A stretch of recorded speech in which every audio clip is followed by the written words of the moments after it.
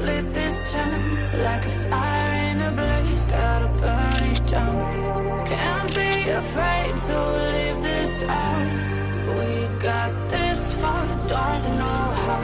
I see danger in your eyes. They know we'll burn down the night.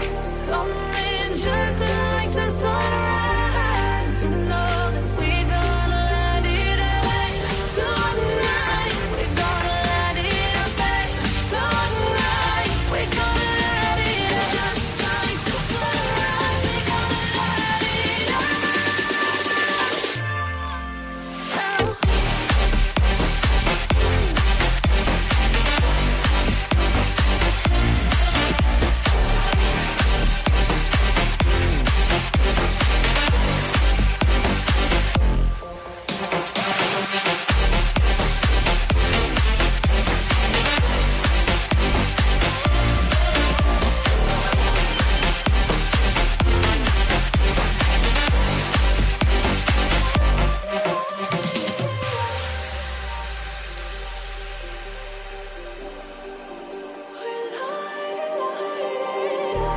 Just like a spark that's breaking out. Can't make a stop, can't turn back now. We know that there's no room for doubt. No, we can't turn back now. I see danger in your eyes. They know we'll burn down the night. Coming just like the sunrise. You know that we're gonna light it away. Tonight, we're gonna let it away. Tonight, we're gonna let it away. Just like the sunrise, we're gonna let it away.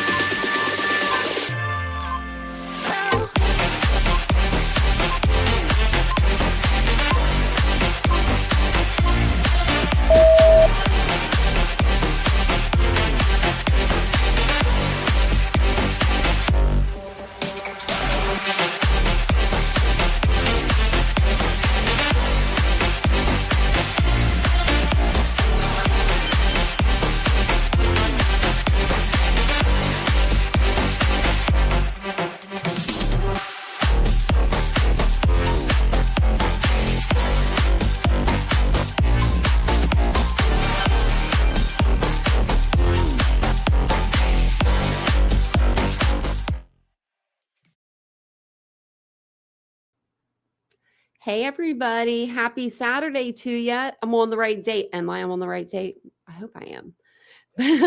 But my name is Tanya. This is Titaniumbuilt True Crime. Thank you for joining me today. It is August the 15th already. I don't know if your littles are back to school, but if they are, it's probably pretty quiet. Well, not anymore. It's probably not quiet in your house anymore. It's after 4:30. They're all home. They're all probably screaming and hooting and hollering and wanting something. But I know a lot of the littles are going back to school. I hope that they're having a great year if they are back already. So welcome in, everybody. It's good to see you guys. Like I said, it is Saturday. We're doing it live a little bit earlier than usual. But if you are into true crime, make sure that you hit the like button, subscribe to the channel. It gets that video out for me, and it really just, it helps me out and helps me help you. So it all works out. So we're going to be continuing our coverage on Brent Turvey, the forensic guy that, you know, came in to do his thing in the Idaho 4 case. He was supposed to be an expert witness for the defense, and he wasn't supposed to be doing any interviews, any talking, anything. He was under an NDA. It's documented. I mean, Ann Taylor says, like, hello, he's under it. I don't think that she would lie to us, but he did. He had some things he wanted to say, so he went out and he said them. And I'm matching dates, so stick with me with that. But let's see who's in the chat. Let's say hi to everybody. Let's say hi and welcome people in, and then we'll get started right away. Yes, I'm going to watch that. I haven't watched it yet. Hey, Betsy. Hey, Ladybug. Hey, Chris. Welcome in. Hey, Lee. I saw somebody said that they were going to review it, and I did comment on it. I comment on too much stuff. Hey, Lee. How you doing, buddy? Haven't seen you in a little while. You're probably sleeping when we're live. Hey, Susan. Welcome in. Hey, Catherine. Did I say hi to Laura? I think I did. Well, hello, Laura. Hey, Ozzy. I want to see it. I haven't seen it yet. Well, welcome on in. everybody. I know I'm missing people. Hey, Jen. There's me dancing on in here. You guys are the best. Oh, hey, Ricky. Welcome in from Kentucky. That's close enough to Ohio to me. We're neighbors. Look at that. More wisdom, I know. Oh my gosh. He was a headache last night, wasn't he? No one's ever a profile, or there's no profilers anymore. Yeah, I got rid of them. Like, what are you talking about, sorry? No, you didn't. And then he goes on to say, like, he profiled a case. He's the only one that's ever done it. Oh, if you missed the live from last night, if you can get through Turvey, you know what I mean, then it was a good live. Thank you, Ladybug. I curled it for you guys. One leaves in a week for college in September for my youngest. Look at that. Oh, man, where's she going to college at? I wonder. Is she going far away? Because usually, like, people in that area, you guys, y'all don't leave. Hey, PKC, you know, like, I feel like New Jersey, Philadelphia, or Pennsylvania area, I feel like the families are very, very close and tight knit there, like extremely tight knit. That's where I'm from, and like, yeah, I wish my family was a little more tighter knit. Sleeping most times. Well, I'm glad you watched the replays. Thank you, Jen. I appreciate that. Well, it's good to see everybody. If I missed you, I'm sorry. I didn't mean to. Oh, she's going to Massachusetts. Oh, that's far. Oh, man. She's spreading her wings and flying. But just remember, mom's only one call away and a plane ride away, you know. That's all you got to think about. Well, it's good to see you guys. It's good to see everybody just watching, you know, on and not chatting. If you guys decide you want to chat, we'd love to know where you're from. Come and tell us in the chat. We're pretty nice people. So we're going to go ahead and we'll get started. We are going to go over a couple things I wanted to go over with you guys. Let me get my notes. My notes aren't even in order. Okay. I wrote a bunch of stuff out, but I don't really want to go through all of it. So let me get to where we actually want to be. Because I wrote out a lot of notes. So basically, what we're going to do tonight is we're going to continue our coverage of the Idaho 4 case, which we've been doing because there's a lot of new things that have been coming out. We never went over Brent Turvey and the interviews that he was doing on, he's done a couple now, but he's done with Custody Queens, Off the Clock, and then he's done one with another person. I think her name's Rachel something. So he has done 2 that I know of, and I think he's done a couple with the custody girls. So we're going to go through the interviews. We're going to listen to them. It's a lot, but we're going to do it. We're going to talk about who he is, why Ann Taylor decided to hire him, what he did for the actual defense or what he didn't do, what evidence he examined, what he said about the crime scene, what he said about the knife sheath, what he said about the chain of custody. He has a lot to say.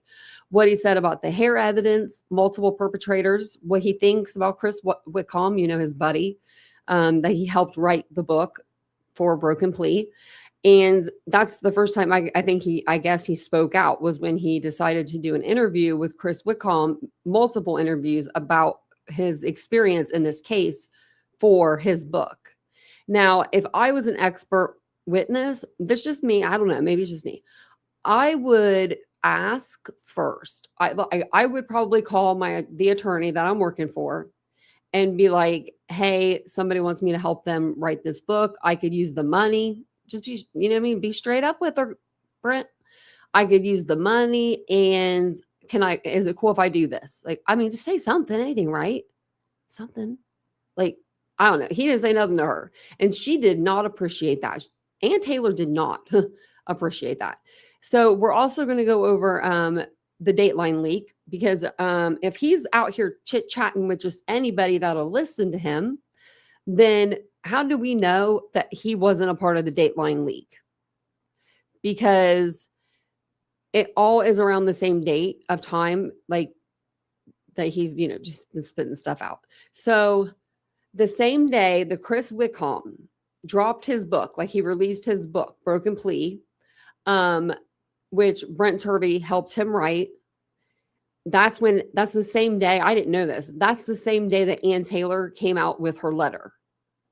And I was like, oh, wow, she was quick. She was quick. I thought it was after the interview for some reason, but it wasn't. It wasn't. Hey, Tammy's Clips. Aw, Laura, that's so sweet. And it's hard to believe it. My brother, he was a granddad. He's been a granddad for like 8 years now. Oh, and it's very hard to believe that he is. But we're gonna go ahead and we'll play the Custody Queens off the cuff. I want to say off the cuff all the time. Custody Queens off the clock. That's their name. And we'll compare the statements, and we're gonna see what he says, what we know about the documents compared to what he's saying, all the things. But I did want to let you guys know a little bit about him. He is a forensic scientist and criminologist who has worked in forensic investigation and crime scene analysis. He was brought on to this case to work the crime scene reconstruction, but he talks a lot about other parts of the crime that he is not an expert in, but he talks about it. So I feel like people think, oh, he's an expert. He knows what he's talking about. So some of the stuff that he says, he's not an expert in it. So I'm not sure why he's, talking about it. But, so, let's remember also that he's not an attorney. He's not a judge. He's not the jury. He's just the expert. He examines the evidence. He comes in, he says what he thinks. And then the prosecution brings in their expert and they come in and they say what they think. And it's really like, who do you believe or who has the most evidence, right? Like usually that's who gets, the better deal. So let me pull up first. Actually, I'll pull this up second. We'll go ahead and we'll watch the interview first. And then I do have notes. Interview notes. Oh, yeah, I do have it. It's when he comes on. So let me see. And then I'll put their link in the chat as well. So that way, if you guys want to watch it on your own, whatever you guys want to do. This is from May. I'm going to put my banner up real quick. This is from May of 2026. I can tell you the exact date, I think. May 11th. So the book came out. I had it up here. April 28th. So April 28th, the book is released. We heard stuff before the actual release date. We had heard things from Chris Whitcomb. We're going to go over what he has to say too. Or Whitcomb, whatever, however you say it. But so his book comes out. Ann Taylor writes the letter saying like, hey, we don't know what he's doing, but he's under an NDA. And then by May 11th, he's on YouTube. That's quick. I mean, like, how do people even know to come to YouTube, really? I really don't know. I mean, I really don't, because I know, I came to YouTube. Well, I came for a case, but like, I guess that's what brings you. Okay, never mind. I answer my own dang question.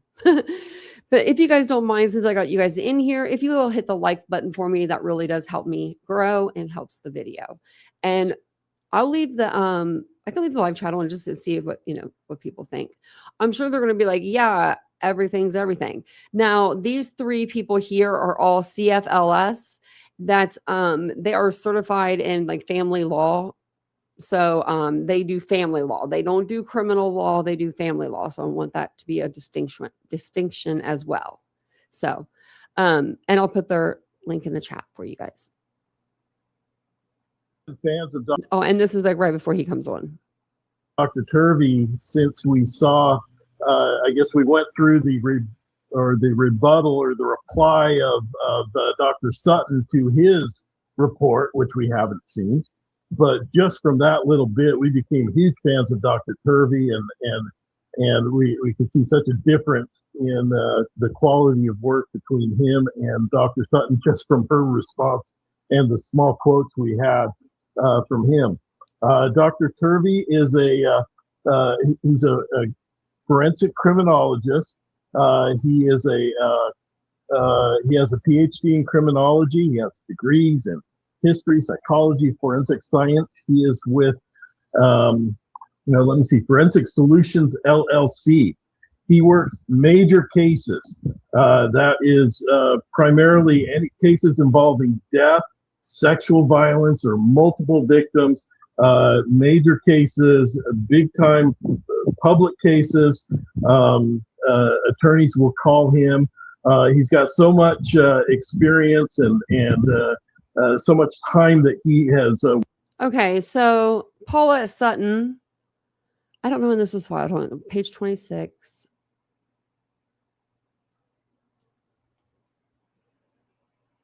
Okay, go to page 1. Trying to see when this was like written, because they said that they didn't have Paulette's disclosure. This came out a while ago, I feel like. It says it was filed on December 18th, 2024. And hers was filed, December 18th. Yeah, 18th, 2024. So the state has previously disclosed Paulette Sutton as an expert in the field of crime scene reconstruction and bloodstain pattern analysis. The state hereby incorporates its previous responses and attachments filed on December 8th, 2024 and February 16th, 2025, and is hereby supplementing those responses as follows. And then it's attaching her revised February 13th, 2025 State's Exhibit S through 9. And I think that's all it says, maybe. Basis for revised report. The report in the above mentioned case was originally issued on August 29th, 2024, is being revised due to the following. Update list of items received to reflect defense reports received on January 30th, 2025 to original list of items received. Look at this. Additional of rebuttal to the reports prepared by the defense experts Matt Nodell and Brent Turvey. Received on January 30th. Okay, well, they're right here. Took me 2 seconds to find them. So, I mean, I'm just saying they're there. Worked on these and seen, he's probably seen about everything, and he's worked on cases that have ended up eventually in pleas and verdicts being set aside. So we're really anxious. Now we're going to bring him up right now. He works on cases all over the country and all over the world. He's also senior forensic advisor to the Dubai Police Criminal Profiling Unit. In addition, if somebody watches these guys, like I've never, this is my first time. Could somebody tell me if this guy, is he a regular on the show? That Ron guy? Because he just seems very natural. All the other stuff he does. So we're very excited to welcome Dr. Turvey. Hey, how you doing? How you doing, Dr. Turvey? We're so excited to have you on. Well, thank you for delaying for a week after my oral surgery. There. It's still not healed yet, so people can hear my lisp, I'm sure. What? No worries. No worries. He's missing hair. Okay, I'm not trying to be mean. I'm not trying to be mean at all. In the last interview that we saw, the one last night, he had like this patch of hair on his head because the guy, Sarge, was bald beside him. And he's like said something to the effect of like, yeah, I don't have to shave my head like you yet. But it was like, I wanted to say something like, it's coming close, buddy, because like my brother lost his hair at an early age. So I know hair loss when I see it.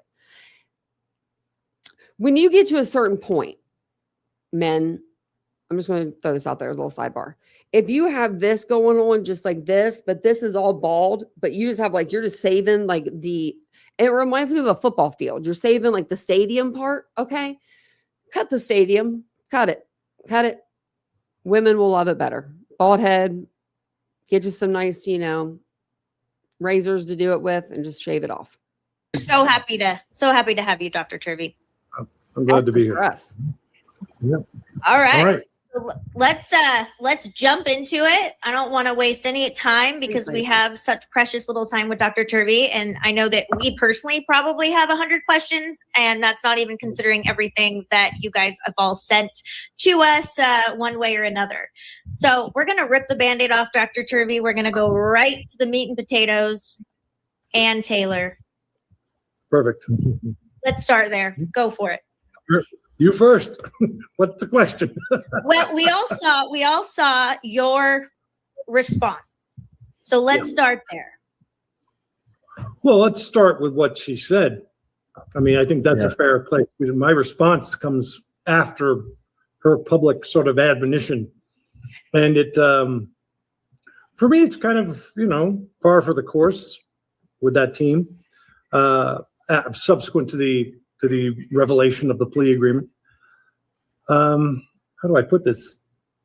I think I am fairly shocked, as is I think the world, that a defense attorney would come out publicly and admonish one of their own experts for discussing exculpatory evidence for their client. And it begs the question.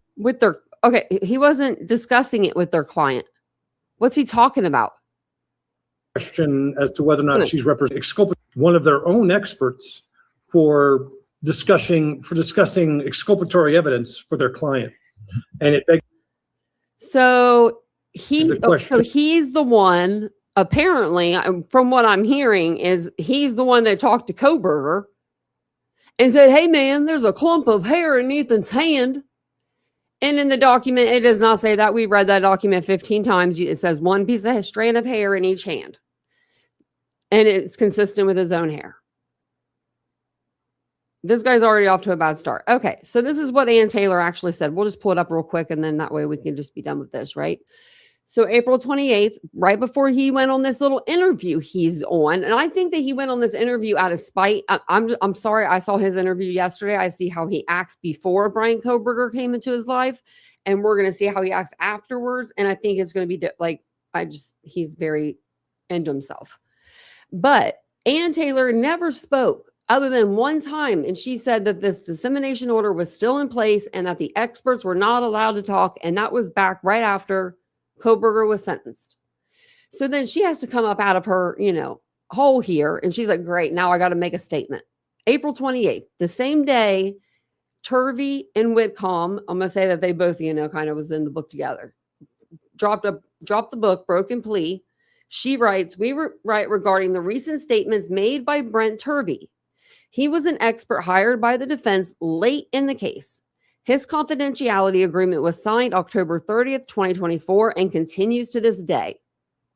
So it's either you like Turvey and you're for him, or you're for Ann Taylor, because all these people used to be for Ann Taylor. Now they're like shifting. I just don't know. The agreement with Mr. Turvey was crystal clear. I love when people say crystal clear. I love it.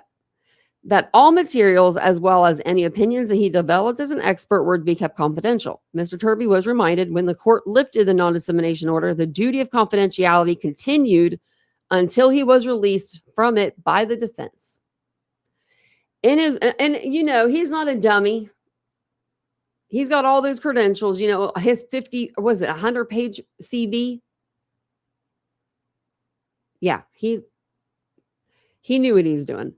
In his role as an expert, Mr. Turvey was asked solely to provide an opinion about the crime scene, nothing else. Okay, so anything that is outside of that house, he should not be talking about it. In his role, Mr. Turvey has not been released. So still she's saying has not been released from his confidentiality agreement, and is now speaking about topics that are still confidential, many of which are outside of his areas of expertise. So keep that in mind. I want you guys to be focused solely on the crime scene. The defense team is appalled by Mr. Turvey's behavior and his release of documents and information that he knows are confidential. I feel like he's a Dateline leak. He wants to be friends with anybody. It is the opinion of the defense team that Mr. Turvey's conduct falls outside of the ethical and legal norms that are applied to experts in criminal cases, and his reliability should be seen through the lens of this conduct. Pretty much saying, everybody that hires him in the future, just be aware. He's known to leak information. And then they all signed it, all three of the ladies. She may have. This was April 28th, 2026. Same day the book came out, the release of the book. And so then he goes over here and he's like, well, I'm going to show you. And he's like, I'm going to go do a live with these two blonde girls. I don't know the guy that Ron. I think it's just their channel. And I'm going to go do, an interview with these girls over here on YouTube. I don't know how he found them out of everybody. I mean, on YouTube, but he did. And here we are. as to whether or not she's representing Kohberger or something else. So, because that's not in his best interests. His best interests obviously are served by full disclosure of all exculpatory evidence and testing of all potentially exculpatory evidence.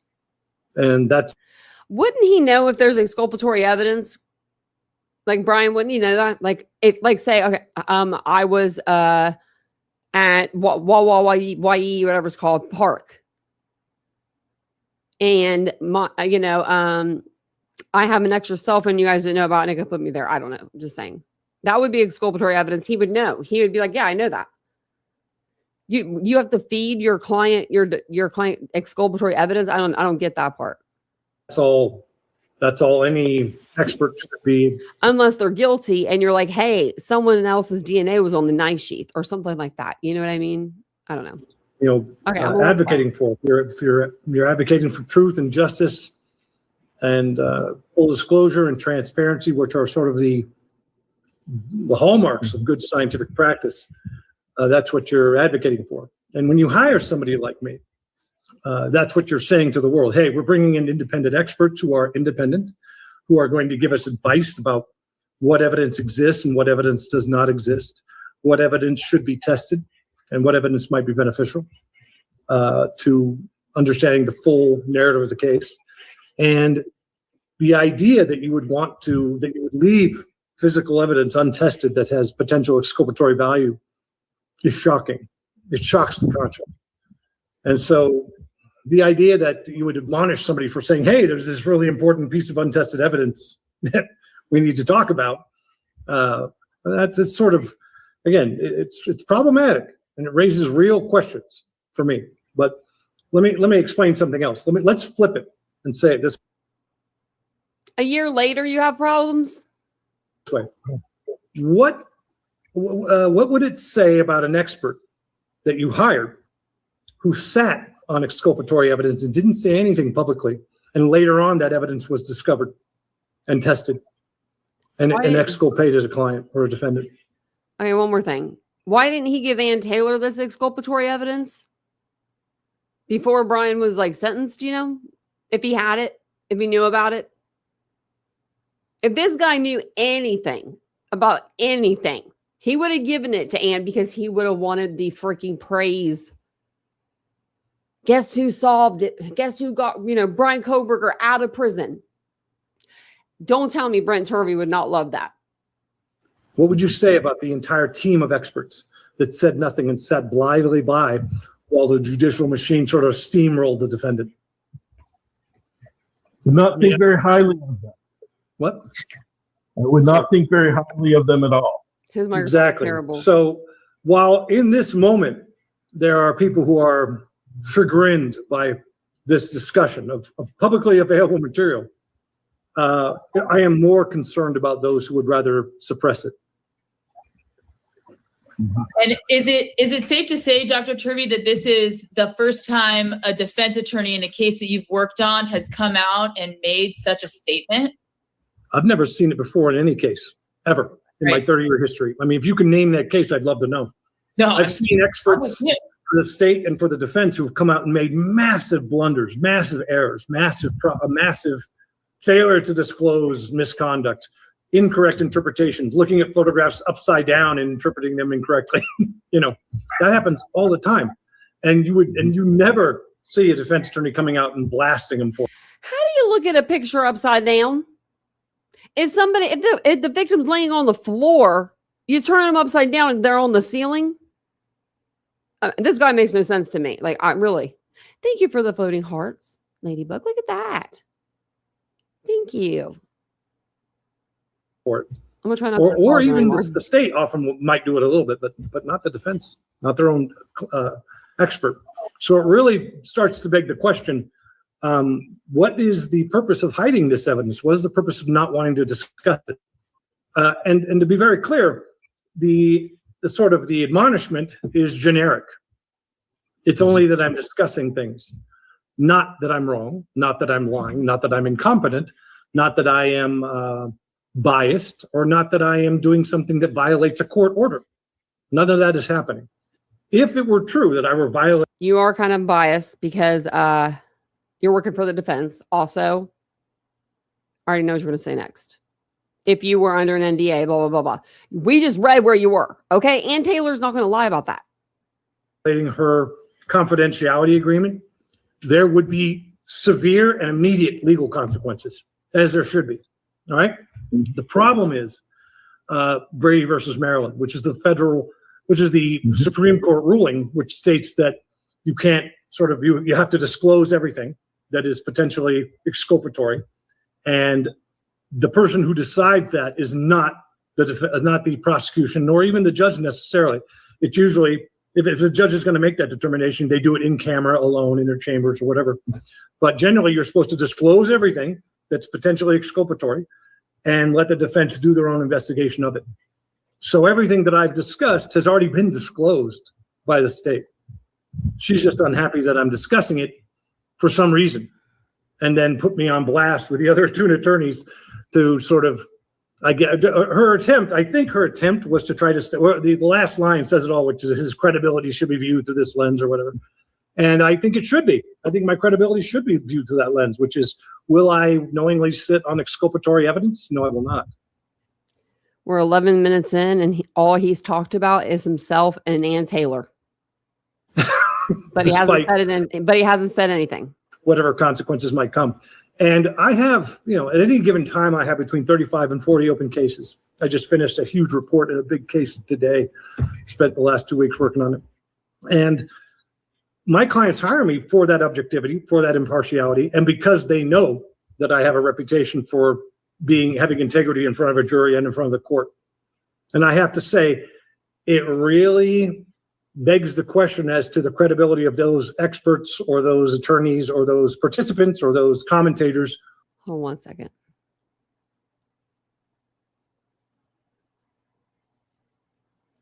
I think it was December. Let's see. Okay, that's what I thought. December 28th. Okay, I'm going to... People, please listen. Okay, just don't be like some people, okay? This is craziness. I'm not going to say their name, but they say Ann Taylor allowed the house to be teared down. Ann Taylor became Brian Kohberger's lawyer after he was arrested. The house was torn down December 28th, and I'm pretty sure she said that she was fine with it. They had went in, they had went around it, they had done all the things that they needed to do. But then this lady says, Ann Taylor. Like, no, she didn't allow the house to be torn down. I can't believe I'm actually taking up for Ann Taylor for once. Arguing for the suppression of this evidence. That's interesting to me. But there are she's made no specific allegations of specific information. And I think I know why that is. So. And that was also interesting that she hasn't spoke up since following the plea, which was almost getting. I drink a lot of stuff, okay, guys? But remember last night he was drinking all that like brown liquid, and now he's drinking out of this thing. I mean, he drinks a lot. Is he thirsty? Getting close into that year mark. I thought that was interesting. But you're 100% right. She doesn't try to discredit you. She doesn't try to say that you're wrong. She basically just says she's also attacking her own team, which is wild. I mean, that's kind of, you have the whole world trying to attack you for the most part, and you're trying to prove BK's innocence. But hey, let's start attacking our own, which was so interesting. Think about what it's going to do to her. I mean, well, let's say she was working on something to get Brian out of there. I don't know. Let's just say she was. And then this dweeb comes out here and spills stuff. It could have affected something that she could have maybe possibly been working on. I don't know. Remember this. She's not like this clean defense attorney. She's got a conflict of interest starting out of the gate because she represented victim family members when she was working for the public defender. But she also he's lying. Okay. In the beginning of this case, Xana Kernodle's mom, Kara Kernodle, or Kara Northington, I'm sorry, Kara Northington, she came out and she said, Ann Taylor's my attorney. She was not in a good place when she was talking to Ashley Banfield in that freaking car. They should have never done that interview. And she said Ann Taylor was her attorney. And then Ann Taylor comes out and says, no, I was not her attorney. My name is on all of the letterheads.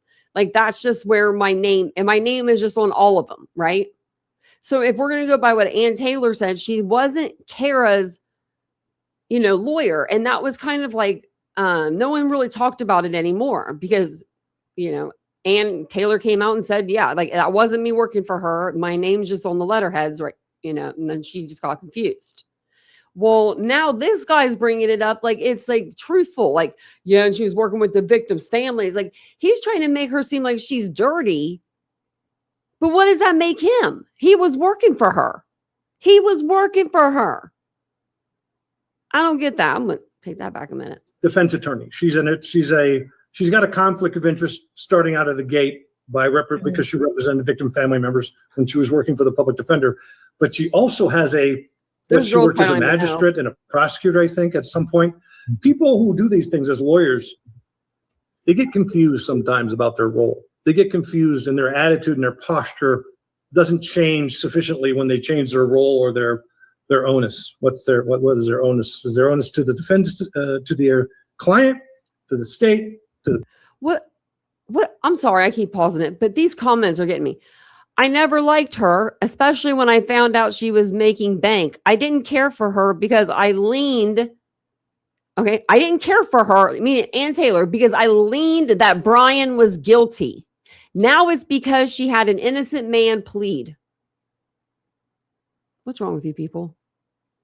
Is it Ruggs? The people who like them, whatever, they get confused. And so when you have this, we call role strain, when you have multiple roles pulling on you, you can wind up saying and doing things that you probably shouldn't. What I'm also thinking about is any person who would ever think of working as an expert for Ann Taylor in the future is probably going to say no. Why would they say no to her? Yeah. And why would they say no to her? She had them sign an NDA, which is appropriate in this case, especially the Idaho freaking 4 case where everything was getting leaked. I mean, why wouldn't she have you sign an NDA? I would have you sign an NDA, and I'm a YouTube creator. What do you mean? I don't like this guy. Sorry. And I'm assuming that the first time you heard this admonishment was publicly. You haven't had any direct contact with her since before the plea? Sam, this was a great question. The answer is no, of course not. I mean, if you were going to, let me back up and say this. If you were going to admonish an expert for some behavior, you would probably want to talk to them first about what they did and why, and specifically what they did and why, as part of what's going on. But our relationship dramatically deteriorated once she made this surprise plea deal, which surprised most of the team. Well, there's a guilt phase and then there's a mitigation phase in the death penalty case. And the mitigation experts, we never met them. And even the guilt phase experts who were trying to reconstruct the crime or determine the events and the actions, we didn't talk to each other. We were very much compartmentalized. So I wouldn't even have anything to share from them other than the findings that are in the defense autopsy report. There's not an autopsy evaluation done by a defense expert. And I have access to that, but I obviously haven't shared that with anybody. That's a perfect lead into, I think, the next question. I know that this is something I'm super interested in, and most people in this chat are as well. How did you get involved with this case, Dr. Turvey? Well, I mean, it's not a secret that I was hired, so I can certainly discuss that. It's not a secret that I wrote a report, nor are my findings a secret because they were publicized in January with all the disclosures. In fact, there was an article written about my findings in Fox News back in January 2025, I think. 2025. And I was one of the only experts whose findings were disclosed to the public. How did I get involved? Well, I was, I would say, collegial, good friends and collegial with Becca Barlow, who was hired on early on as a DNA. So no, this guy, Brent Turvey, I can't even take him. I can't take him. I can't take him. My face is saying it all. Brent Turvey was supposed to be an expert witness for Brian Koberger. He was supposed to his expertise for this case was crime reconstruction. So anything that he talks about outside of that house, outside of that crime scene, he is not an expert in. And that's exactly what Ann said. Ann was like, why are you coming out and doing, like, he helped this guy write a book. And Ann came out and wrote a letter like, this guy is not, he signed an NDA. He's not, he's supposed to have a confidentiality agreement. He's breaking it. And he's saying things that aren't even like supposed to be like, that aren't even true. So he's just going on and on. And for the past 15 minutes, I'd say he's been going on about Ann mostly. Expert. I worked a case with her in California, and she asked to bring me on to evaluate the placement of the scabbard, right? Because they were concerned that there's evidence that it was planted because of the things that have all come to light. And then once I did that, once I was brought on board for that, they expanded my role and they expanded my analysis to a full crime scene analysis so that we could make determinations with certainty. And remember, I prepared a report in this case, which was submitted to Ann Taylor, I think at least twice. One evening I was traveling, I was working really late, and I submitted it. We had a deadline we were coming up against in January of 2020, 2025. And I had to meet that deadline. And so she reviewed it, she accepted it, and she put it on file. So these findings that I've given and the extent and breadth of my examination are not some great mystery or some great reduction as she tried to suggest in her admonition, which was bizarre. Trying to pretend, oh, well, he's just this guy. We just kind of hired him and just kind of did this. And you didn't vet me completely. You didn't ask for a report, didn't expand my role, didn't request a report that was X number of pages long and, submit that to the court as true and just and accurate. All she said he was that he was hired on to look at the crime scene and like nothing else and give his opinion on the crime scene. I mean, come on. It defies credibility. Her posture at this point defies credibility. So that's how I got involved. And that was the nature and range and scope of my examination. Quite extensive. And do you recall exactly what time frame was it that you were actually hired on as the expert? What would be like man, I don't remember. Let me just take a look. I can tell you right now. I can tell you. Let me go here. Let me just make sure I don't say anything wrong.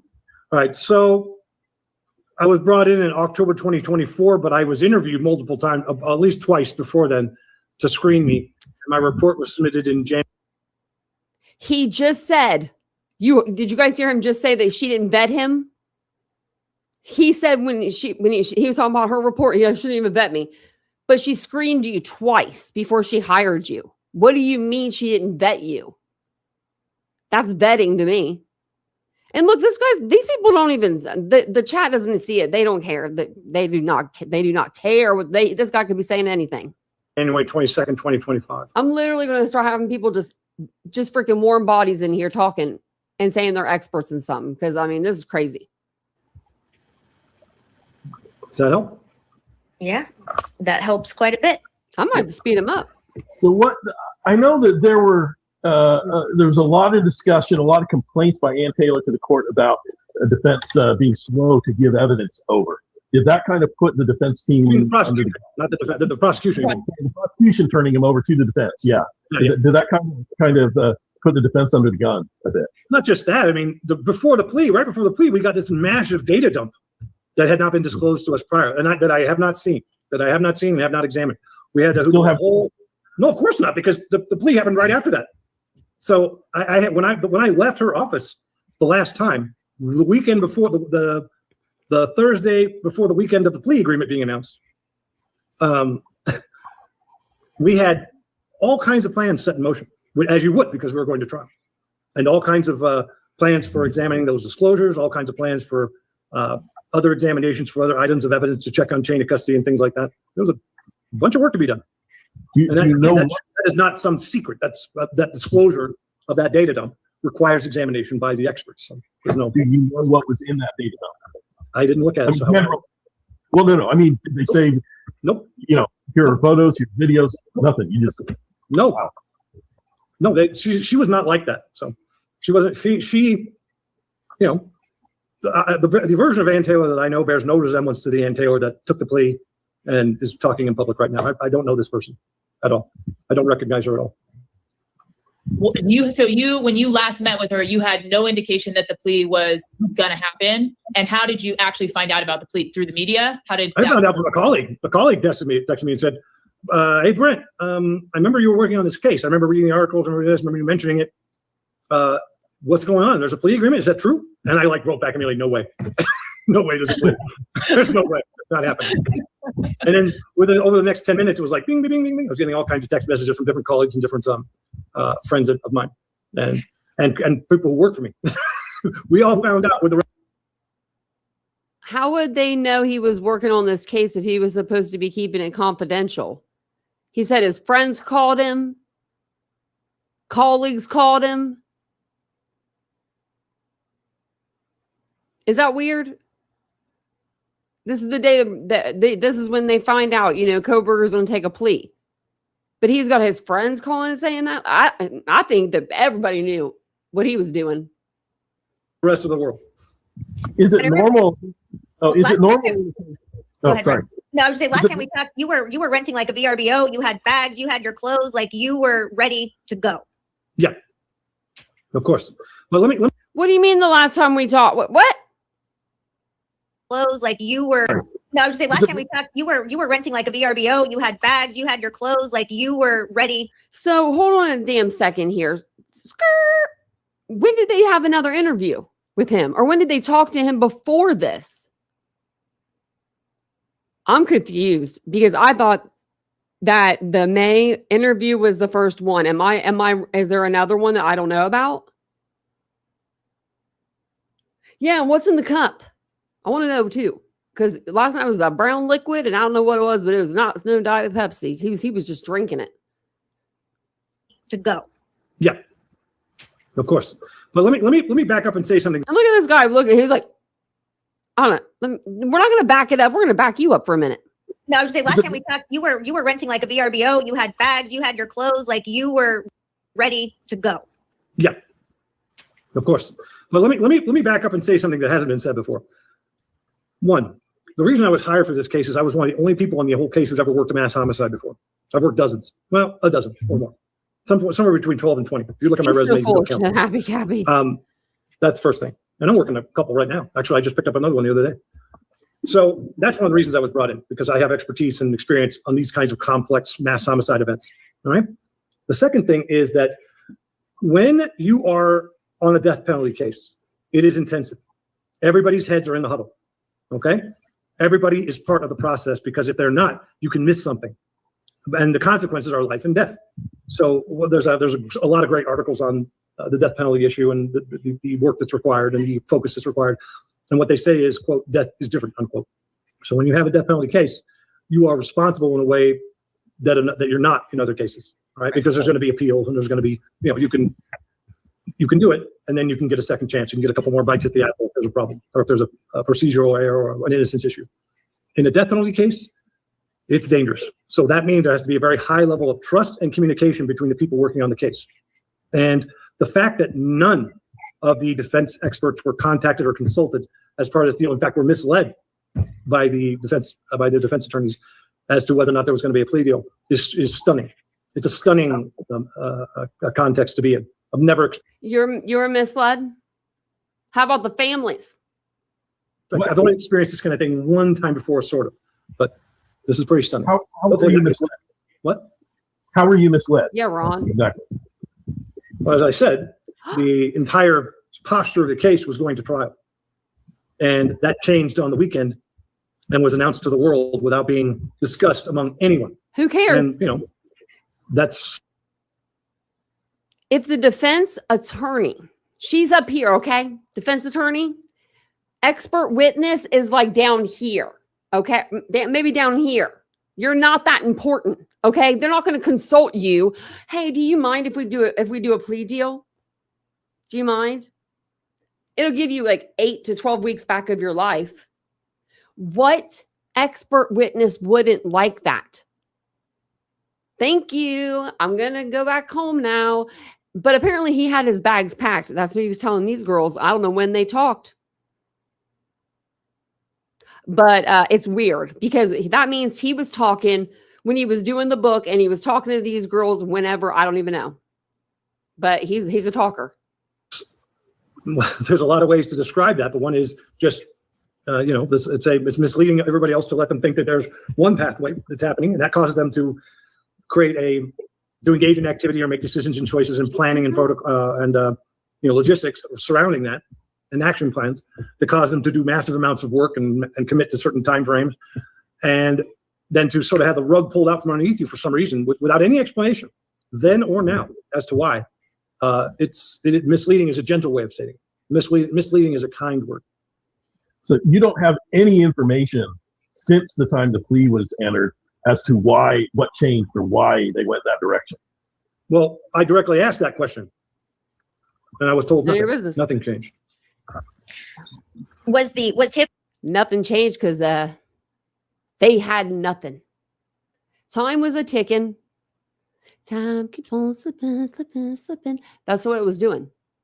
Okay, so Ann Taylor puts in all these motions right before, trial's supposed to start. And he's like, hey, you ain't got no more time, pretty much. Get your crap together. We're going to trial. And then all of a sudden there was this plea deal. Bing, bang, boom. Kohberger's in prison. So, okay. I don't know. Hitler or the court, were they encouraging the negotiations regarding the plea deal? Or there's so many different theories that we've all heard online. Some that Hitler was encouraging the two sides to mediate, see if they can come to a plea deal. Or was it just completely like you had no clue that these negotiations, it sounds like to me, you had no clue that these negotiations were going to go down that weekend? None at all. And it's none at all. And that's sort of, in my perspective, and Ann Taylor doesn't have that much experience working death penalty cases. I do. I've done this many, many years, 30 years now. And she's the only death penalty certified lawyer in the upper freaking Idaho state. What are you talking about? She was working 2 cases at a time. She was doing 2 death penalty cases at the same freaking time. What are you talking about, Turvey? How many is she on? In my experience, it is completely inappropriate to start making major decisions like that without first getting a sense of where the evidence really is at and having a team meeting and talking about it. And that didn't happen. I will just say this. Without betraying any confidence, I can say that I asked multiple times. I asked at least twice and was given a third version of events. Every single time there was a discussion about this after the fact, I got a different answer as to what the precise sequence of events was. And in a normal case, like I said, I have clients that I've worked with for 10, 15 years. I got clients who I work with constantly on every case they work. I got clients who I trust them to do anything with me. Yeah. I trust them to watch my kids. I trust them to watch my cats. I trust them with everything. Because over time and temperance, you learn sort of the ethical character of the people you're working with. And that's why you work with them again, because you don't have any problems with the way they conduct themselves. And you know that when you're not in the room, the best evidence and the best ethical posture is going to be taken. In this case, I have zero faith and confidence in Ann Taylor in terms of her posture, because every single time I've spoken with her, she's given a different version of events. Okay, I don't believe him for a second. I don't believe him. Because if you didn't have confidence in the lawyer that you are representing as an expert witness, I would never get on that stand and give my expert testimony. If I didn't have faith in the lawyer that I was working with, this guy's a liar. Or he just don't care. About whether and why and how. And so at this moment, I can't violate any privilege with you because I don't know what the truth is, because I have not been told the truth yet that I can tell. I've been given 3 different versions of events relating specifically to your question. When did the deal start? When did they start? How did they get Brian to agree to it? And the involvement of Hitler. And I'm not a legal expert. I know what my role is, and I know what my onus is to. I know that my first onus is to being first we start with, you have to do your due diligence in every case, because that's what satisfies due process, and due process is a requirement of the Constitution. If you don't follow that logic, you have no business being an expert or being involved in the criminal justice system. Due diligence equals due process equals constitutionality. Okay, I don't know. That's the extent of my grasp of my situation or my role, and I don't know what the legal realities are around Ann Taylor taking this case. I don't know what the legal realities are of whether or not Hitler was involved and how he was involved, the judge or the prosecutor. And I suspect that it was done in such a way that was problematic, which is why I'm getting 3 different versions. All right, that's the problem. So I'm not disclosing anything because I got nothing to disclose. I just don't know what the truth is. How about Koberger couldn't give her the truth? He couldn't give her an alibi. He couldn't give her nothing. So he did give her 3 stories. Remember? 1, he didn't have an alibi. 2, he was at the park looking at the stars, stargazing. 3, he was just driving around. I mean, what do you mean? What do you mean? Okay, sir. I'm as stunned, shocked, and appalled as the rest of you, which is why I was happy to discuss the publicly disclosed elements of this case as they relate to chain of custody for the sheath and as they relate to the untested DNA evidence from the hair found in Ethan's hand. All of this was obscured in different ways. And so bringing that to light is actually not a violation, it's a responsibility. And if you don't think that's your responsibility, please, God, stay out of this profession. And if you're going to lie about freaking evidence, stay out of the profession, okay? Coming from somebody that I have my degree in criminal justice and applied science, I have a degree to work and do things too, like you, okay? So let's just get that straight. Now I'm going to get back a little bit because you don't think there are ways. And so bringing that to light is actually not a violation, it's a responsibility. And if you don't think that's your responsibility, please, God, stay out of this profession. This guy, all he has done is lied this whole time he's been on here. And he's like, if anybody has bad ethics, bad code of ethics, don't be doing that. We are going to get there. Absolutely. But I got something, because I'm an appellate attorney. I do primarily civil appeals, family law and so forth, but I certainly understand the appellate process. And I know that with criminal appeals, one big avenue for challenging even a plea is ineffective assistance of counsel. Now, as I understand it, a lot of times defense attorneys are almost encouraging of their clients, hey, you need to pursue this. You need to look at ineffective assistance of counsel, get with an appellate attorney or post-judgment attorney. Yep. Is that your experience in general? Let's just talk in general, not about this particular case. Okay. So that we can dial in, all right? Yeah. In general, I am often called in appellate contexts for major cases, death penalty cases or, LWOP, life without parole cases, to do a review to determine whether or not, let's say, for example, if the attorney had hired an expert such as myself at the time of the trial, using those standard practices, using those protocols and procedures that are available at the time, using the science available at the time, would they have discovered the evidence that was missed? That's one of the reasons why I have a library that's worth about $30,000, because I collect old forensic and investigative textbooks, because sometimes I'm asked to go back to 1970. Sometimes I'm focused on 1980. Sometimes it's 2005. What were the practice standards at the time? So this is a very normal involvement for me. We call it IAC, ineffective assistance of counsel. And if you can demonstrate that the attorney was ineffective. Truth and Transparency just entered the chat over there.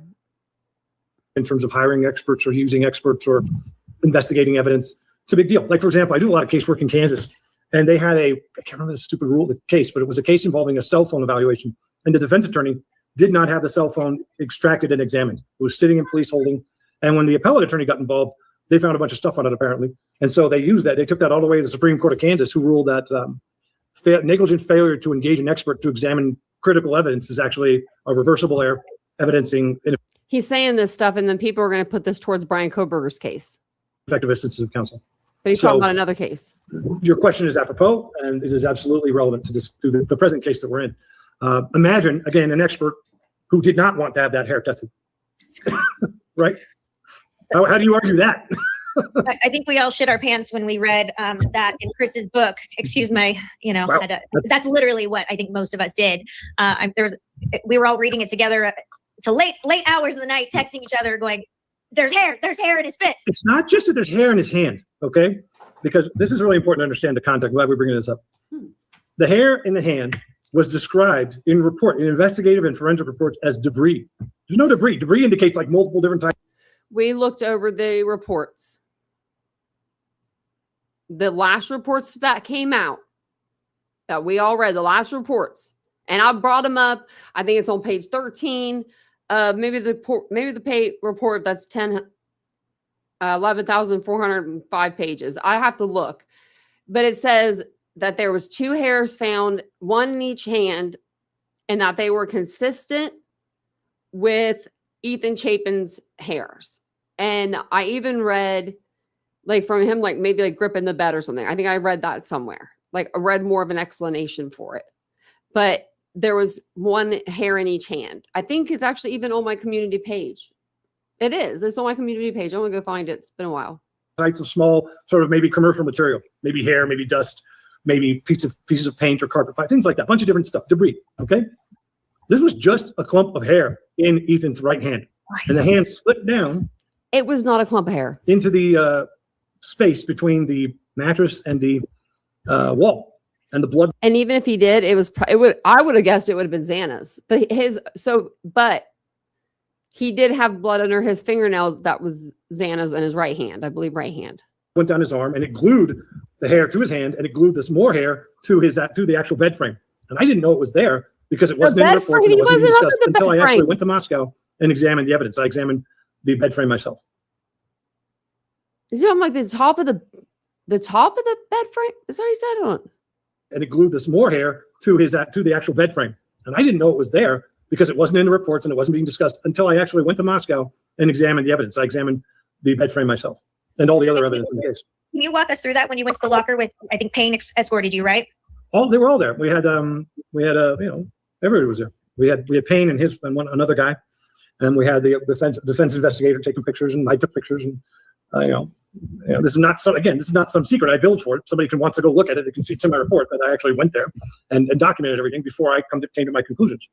And one of the things I found was this huge amount of blood with a bunch of hair, and I'm like, what the hell is this?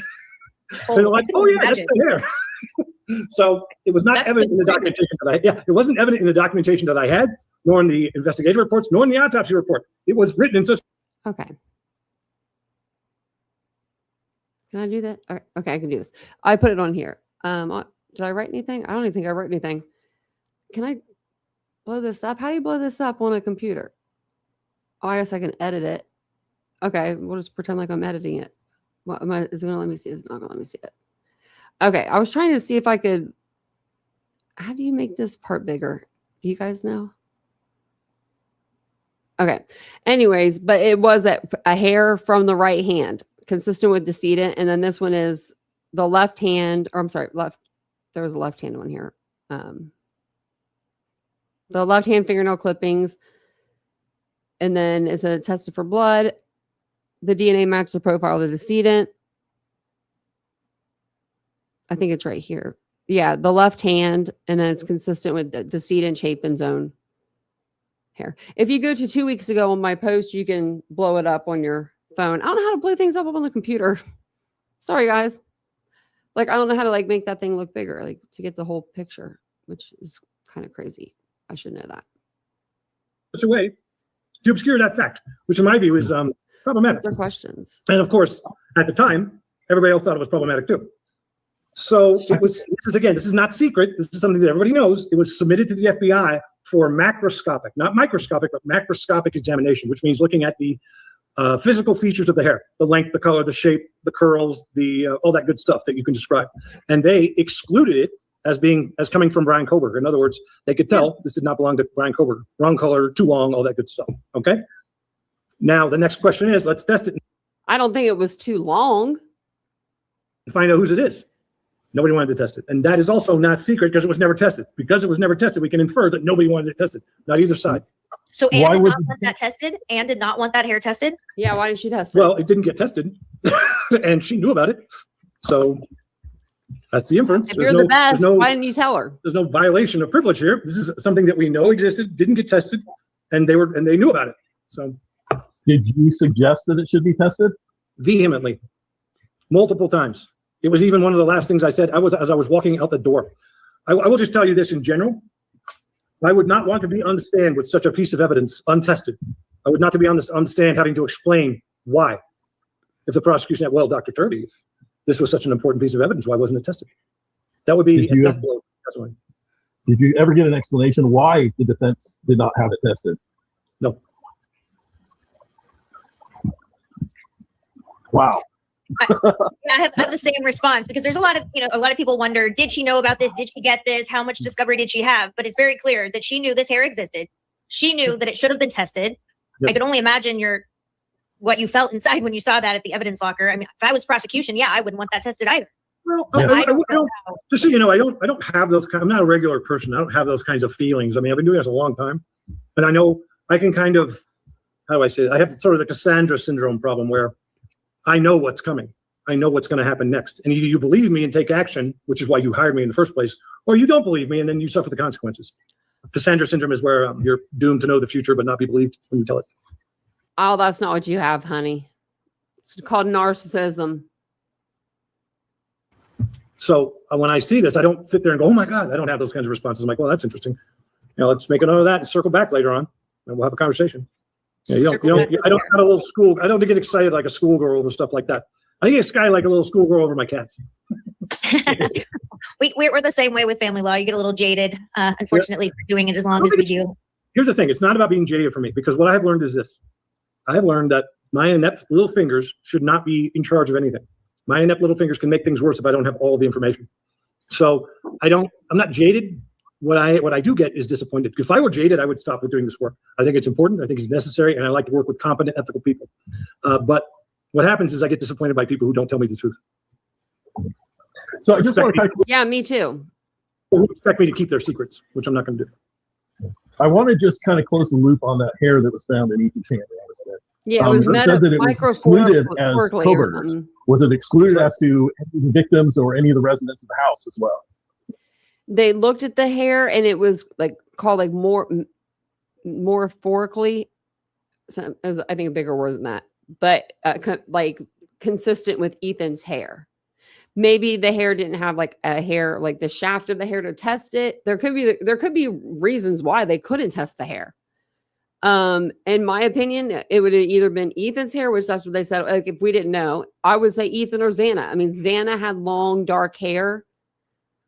I know what having, okay. I vacuum this area that I'm in because I get ready here every day. I have to vacuum after I'm done because I just, brush my hair and the hair just comes out. I'm surprised that he didn't have more in his hand, like Xana's hairs. It was never compared to anyone else in the house. In fact, I'll give you another reality check here, which is that as we are all learning, we don't know all the people who were in the house that night. We don't know. We don't have that list. We know who claimed to live there or who were legitimately there, but we don't know who all the visitors were. We don't know where people were sleeping necessarily up until So we're going after the victims now. The moment of the attack. Were there any other notable characteristics of the hair that was found? Yeah. What were they? It's about that long. This was that long. No, and it was blonde, reddish, sort of sandy brown. And whose hair is that?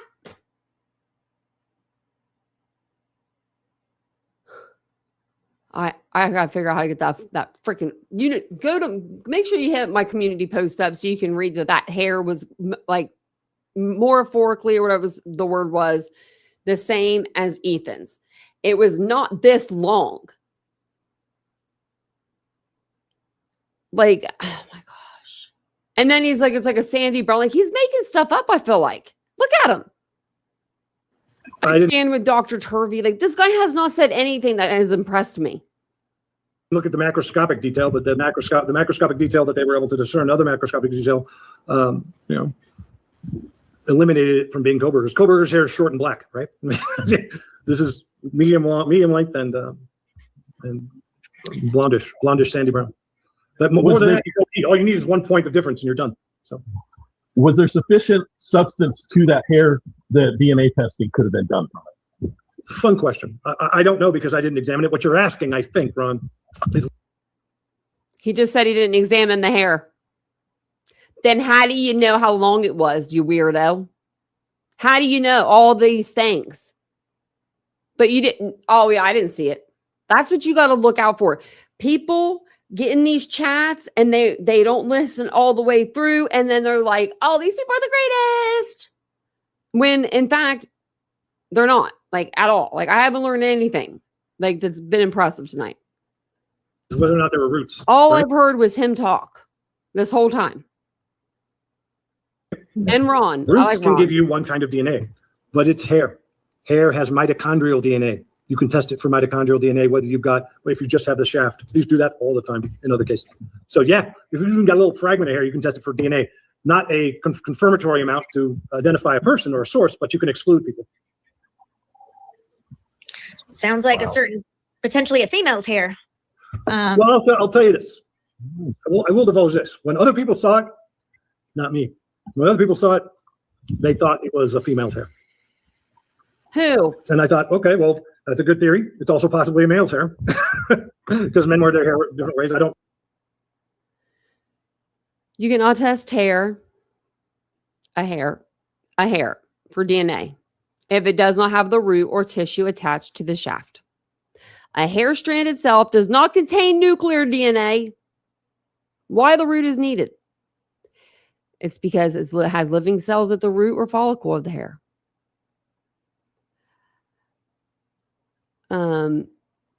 Mitochondrial DNA, this can sometimes be tested from the hair shaft if it has a root sheath, but a bare shaft has very little usable genetic material.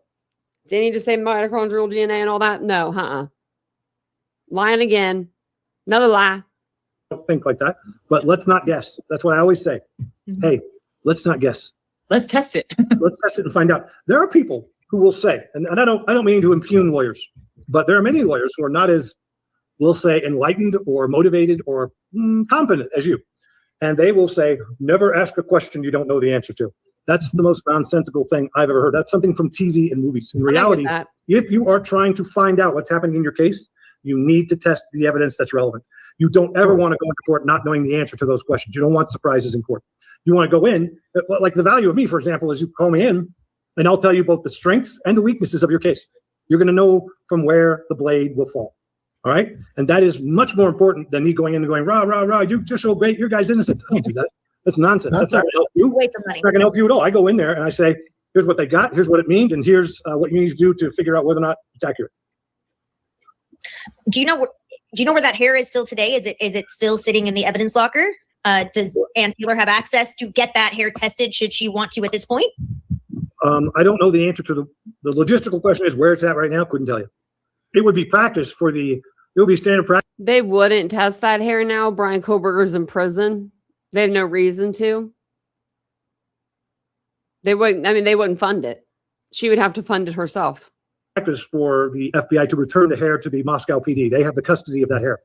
The court can demand testing at any time if they wanted to, just like the court could demand an allocution in this case, which they didn't do, which is actually required to make sure you're not having a false confession. And I want to make that point really quickly before I lose it. And that is that fully more than 25% of the cases that are worked by the Innocence Project involve innocent people confessing to crimes they didn't commit at the urgence of their attorney. Just remember that statistic. It's pretty important. Just remember this right here, everybody. This guy right here, he has, we listened to this last night. He has access to people at the Innocence Project. Okay? If he truly believed Brian was innocent, don't you think that he'd be calling his pals? Or don't you think one of these YouTubers, one of them, any of them, all these YouTubers that are saying Brian is innocent, when they used to say Brian was guilty, Jules, I'm looking at you.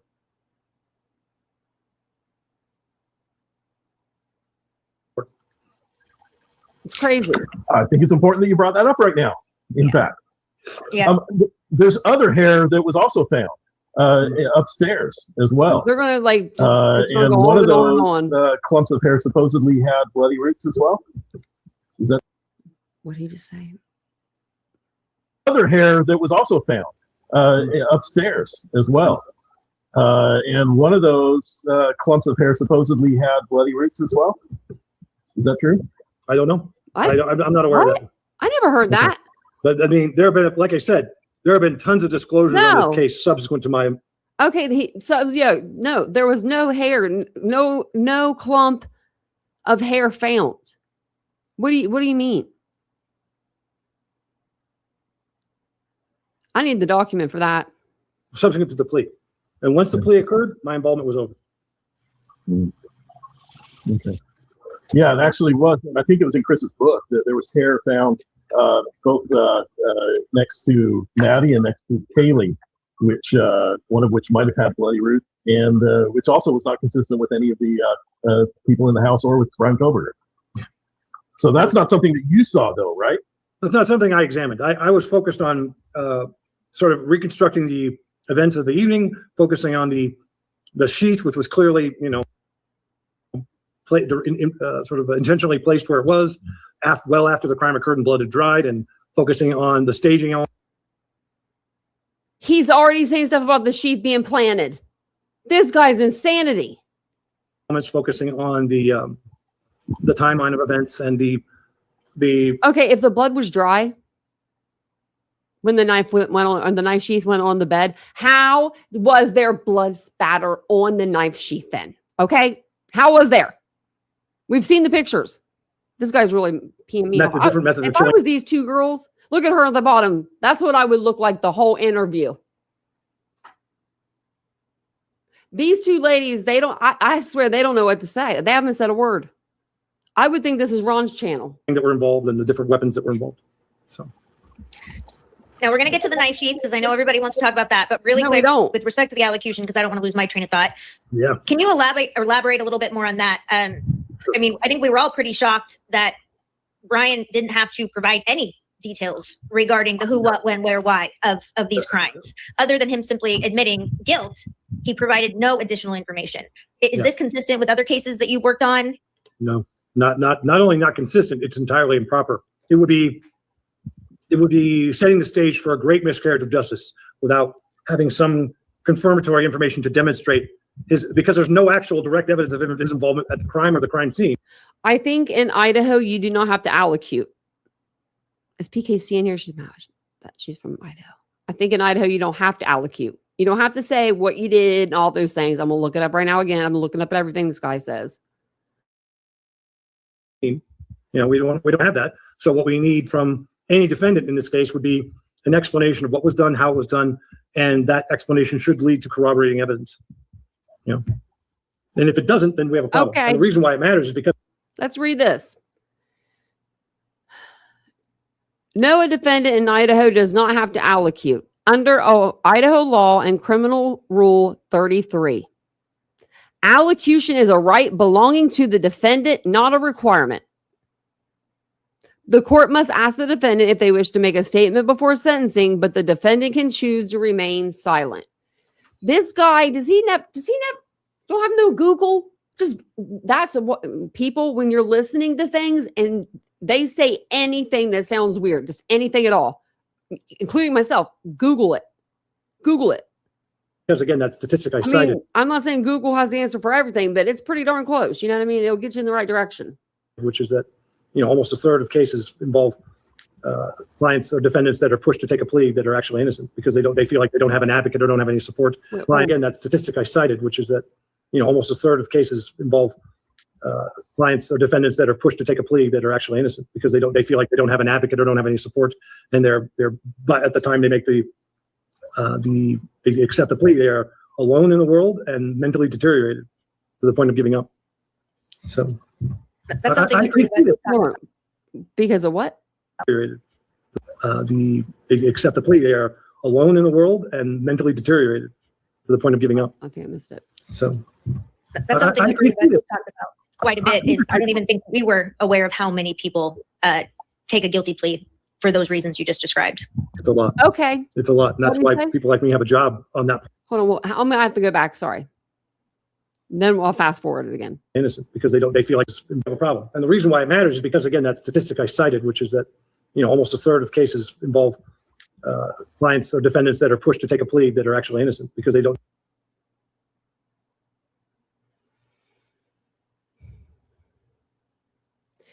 Legal experts and sociologists estimate that 2 to 8% of people who plead guilty to felony crimes are actually innocent. Okay. Because about 95% of total felony convictions are resolved through plea deals rather than trials. This low percentage translates to tens of thousands of innocent individuals accepting criminal records. And then it says the trial penalty. I don't think that really. Okay, I think that's all that belongs to us. But yeah, 2 to 8%. It said. They feel like they don't have an advocate or don't have any support, and but at the time they make they accept the plea, they are alone in the world and mentally deteriorated to the point of. Okay, so they don't have an advocate and they don't have family, so they just plead guilty to things. I'm not. I'm Giving not up. believing that.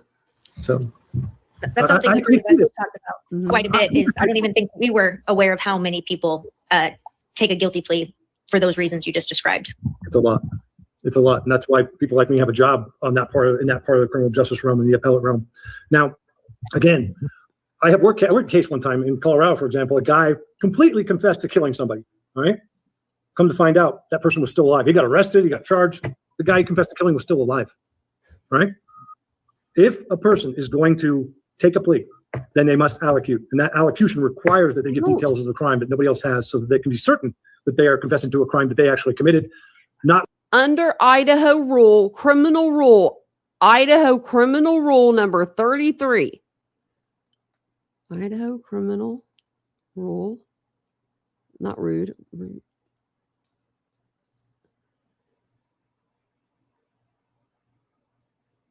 Okay, this is about pronouncing sentencing.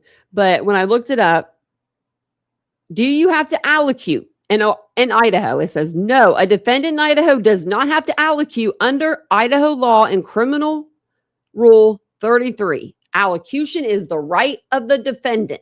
So they do not have to talk if they do not want to talk. This guy doesn't know anything about anything about anything. He can't even Google on his little phone first before he says something. like in, let's say, These people in this chat, I don't know how many people they had in this chat, but I guarantee it was a lot of people. Look at all the super chats, and they have no clue. This guy is just feeding them bullshit. They have no clue. They don't care. They don't care. in Latin America, for example, people can people will plead guilty to crimes they didn't commit for money and serve the time for wealthy people. That happens a lot. Have you seen any cases that have been set aside after the fact or appealed or habeas corpus based on ineffective assistance of counsel for the lack of requirement of allocution? No, because again, it would not be allowed to happen. Nobody would allow that to happen. This happened. This case is replete with first times, with outlandish and bizarre occurrences that don't occur in other places. And I think we're forgetting that even though Idaho is part of the United States isn't a country of all these places that get along with the same rules and laws. It's a series of little fiefdoms where people control the narratives, where people can decide when the law gets applied and where. And it's not like we think. And I know because I work in all these, there are places I won't testify anymore. I won't testify in Mississippi, for example. I won't testify. I won't go there and work cases. There are other places I won't go I bet you these are places that don't want him to ever come back. in the world because I know that the justice system is not reliable or ethical. When You're participating terrible in in it, Ohio. Don't come here. makes it look like they're being reliable and ethical when they're not. So there are places I will not lend my name to. But Idaho apparently is running its own little system there that's not abiding by sort of the criminal justice norms in death penalty cases that I can tell. And you've worked on, it sounds like, quite a few cases where there was either DNA or some other evidence that led to someone being exonerated, exculpatory evidence, and they're out now. Yeah, many. I worked on a case just a few months ago where my report. It's Kansas versus Julius Beasley. You can look it up. It was just 2 months ago, and I had prepared a report in that case a year ago, showing the crime scene was staged and the police had the wrong person. They arrested this homeless woman's boyfriend for stabbing her to death, and I was able to prove the crime scene was staged. The body was moved. She was killed somewhere else and dumped there, and all the elements were there for that. They didn't like that, but they also found out that other people had confessed to the crime, describing it exactly as I had in my report. And so my report, I wound up doing a second report showing that the police had gone back and tried to scrape over everybody who had given information that was exculpatory and hide video evidence and all this good stuff. They were, So the court, the DA actually, the new DA got assigned the case, read both of my new reports, and was like, "We can't take this to trial. He's not the guy." When they let him out. So I don't think in those terms. I think in terms of what happened, right? And a lot of the cases I work that are appellate cases, we get people exonerated. You can go through my resume. You can see the cases I've worked where charges have been dismissed in death penalty cases or murder one cases. You can see the cases where people have been exonerated because of my testimony and that sort of thing. And you can also, you may not know, but I've also worked quite a bit for the police and for attorney general's offices in different parts of the world, assisting with prosecutions and assisting with keeping the right people in jail and keeping the wrong people from going to jail. So the world is full of ethical attorneys and ethical investigators and ethical. You're not one of them. You're proving it by interviewing right now. Prosecutors, and sometimes they do the right thing when the evidence is presented to them in the right way. Suppose an appellate attorney came to you on behalf of Brian. We don't know if he's talked with anybody or if that's in the works or anything. But let's suppose that an appellate lawyer came and talked to you and wanted to see, maybe with another expert, do you have any evidence, any thing that you can offer that you think would provide good ground for this being set aside in some manner? Would you have a lot to give them? Well, yes, my report. My report and the report of every other guilt phase expert working on the case. So every guilt phase expert submitted a report that lines up with mine. Every one of them. So what I'm telling you is this is a bizarre occurrence that comes way out of left field with no change in the status of the evidence that appears to point every arrow away from Brian Kohlberger. I would say this. I will say it another way. Often in cases like this. Okay. I don't understand. So is Brian stupid? Because everyone thinks Brian's innocent, thinks he's smart, but he'd have to be freaking an idiot to sit there and sign a paper. Yeah, I didn't drink anything before this, plea deal. Yes, I know what I'm pleading guilty to, and all the things. I mean, like, and if people say, innocent people plead guilty all the time, not in this case. Not this one, okay? He had every opportunity to speak out and have his word and have someone talk for him, his mom, his dad, his sister, somebody, and nobody talked. Only thing he ever said was like to the cops was, "How's my dog? My parents okay? And how's my dog?" Yes, I anticipate a future involvement being called at the ineffective assistance of counsel hearing for the attorneys involved. Because again, like we started out talking about this, can you imagine a situation where a forensic expert was involved directly in trying to conceal exculpatory evidence from the defendant? Can you imagine that? I'm not gonna live that life. That's not gonna work. I have to make sure that everyone understands it. And the other problem is, and why would Moscow hold back exculpatory evidence? Why would they want to frame Brian C. Kohlberger, a nobody? Nobody even knew about him. He was over in Washington. Why would they even do that? And I think they'd put more evidence. They would have more DNA evidence scattered around that house than just one sheath. There's nobody talking to Kohlberger except for his family and his attorney, which is still Ann Taylor, which again is, I think, a little problematic, but that's not my call. That's a lot of problematic. That's a lot. I really hope his family at some point sees that maybe they should be talking to someone else at some point. I don't know how that'll happen. If she's controlling everything and access to him, which appears to be what's going on. We talked about this in the pre-interview. And that is that, I don't know what Mr. Kohlberger knows or does not know. I don't know what he's been provided or not. I don't know how he's been provided that. I don't have any information about that. What I do know is, in general, when you're working especially on a death penalty case, you have to have a defendant who's actively involved and capable of participating in their defense because they are the decision maker. In this case, what we got, the argument was, I didn't make this argument. This was a public argument made by Ann Taylor, so it's not a secret. I think she thinks everything she says is a secret is not. The reality is that the argument was he had mental health issues. He was not. He was mentally infirm in a lot of different ways and had different disabilities that he was dealing with. That was her presentation to the world. If you accept that as truth, then it's difficult to see how he could participate meaningfully in his defense, even if given all the information. What? Just to clear up, because I think you kind of already said it, but it wouldn't be standard practice for you to ever communicate within the scope of your role as an expert with Brian, but you never had communication with Brian. No, let's make this very clear. I get asked because a lot of times I get confused for a psychologist. A lot of times judges and attorneys, they confuse my role. Your role is supposed to be a crime scene reconstructionist for this case, and you're acting like you're a doctor. For that as a psychologist, I had a report today that the client wanted me to write about the psychological impact of X, Y, and Z. And I'm like, I'm not doing that. I'm not a psychologist. You can hire a psychologist for that. I don't talk to defendants unless I absolutely have to. I've done it maybe in 30 years. I've done it maybe 8 times, maybe. And that's only to go over facts and details at a crime scene to help me understand what happened when they were already stating there was like a self-defense case. And they're saying, this is what happened. Let me show you how. That makes sense. I don't go interview serial killers. I don't go interview mass murderers. I don't interview defendants. I don't collect mugs and photographs of myself with people. I'm not a trophy collector. That's sick to me. My job is to keep myself objective to the physical evidence. And if I make connections with or communicate with or relationships with defendants, that can get in the way of my objectivity. That's number one. But he takes all the information that he gets and he puts it into books instead of gathering cups with pictures, he just writes about it and sells it. But number two, As and this you is know, why I like 1 edition, 2 edition, 3 edition, 4 edition, 5 edition. talking to you guys because you're legal minds. What happens if I go talk to a defendant in the lockup and he discloses everything to me and then I go on the stand and testify? What happens? It compromises your report and your role as an expert. No Worse. privilege. There's no privilege. There's no privilege. There you go. Sam gets the most points for not going away. And didn't I think we talked to the There's nothing wrong with if you were working for the defense and you see something that's wrong and you take it to the prosecution. pregame? Didn't Anne want you to go talk to him by yourself? Like not even necessarily in her presence? That's Yeah, weird. I was I don't believe it. sure it would be in her presence or with the investigator or something, but multiple times I was asked if I wanted to meet with him and I explicitly said no. I don't do that. That's not what I do. You need me to be completely objective and focused on the physical evidence, not on anything to do with what Mr. Koberger has to say. And Do she's you like, think okay. do you think that there was any intentional reason behind her wanting you to speak with Koberger? Oh yeah, the whole thing, again, this is part of the misleading me. She wanted to convince me he was innocent. And I said to her, She wanted to convince me he was innocent.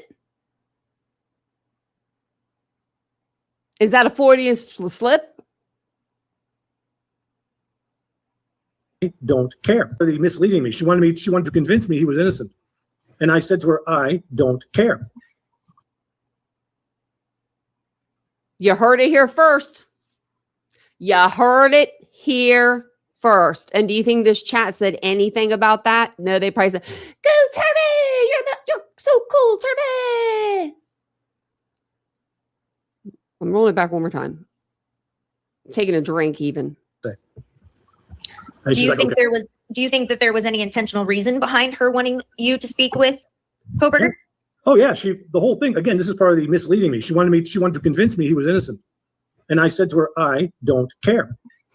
When I'm on the stand, and this is not, again, it's not a secret. I will tell this to any client who hires me. If you put me on the stand and ask me, what do you think of so-and-so? I will say the same thing. I don't care. I don't care about Brian Koberger.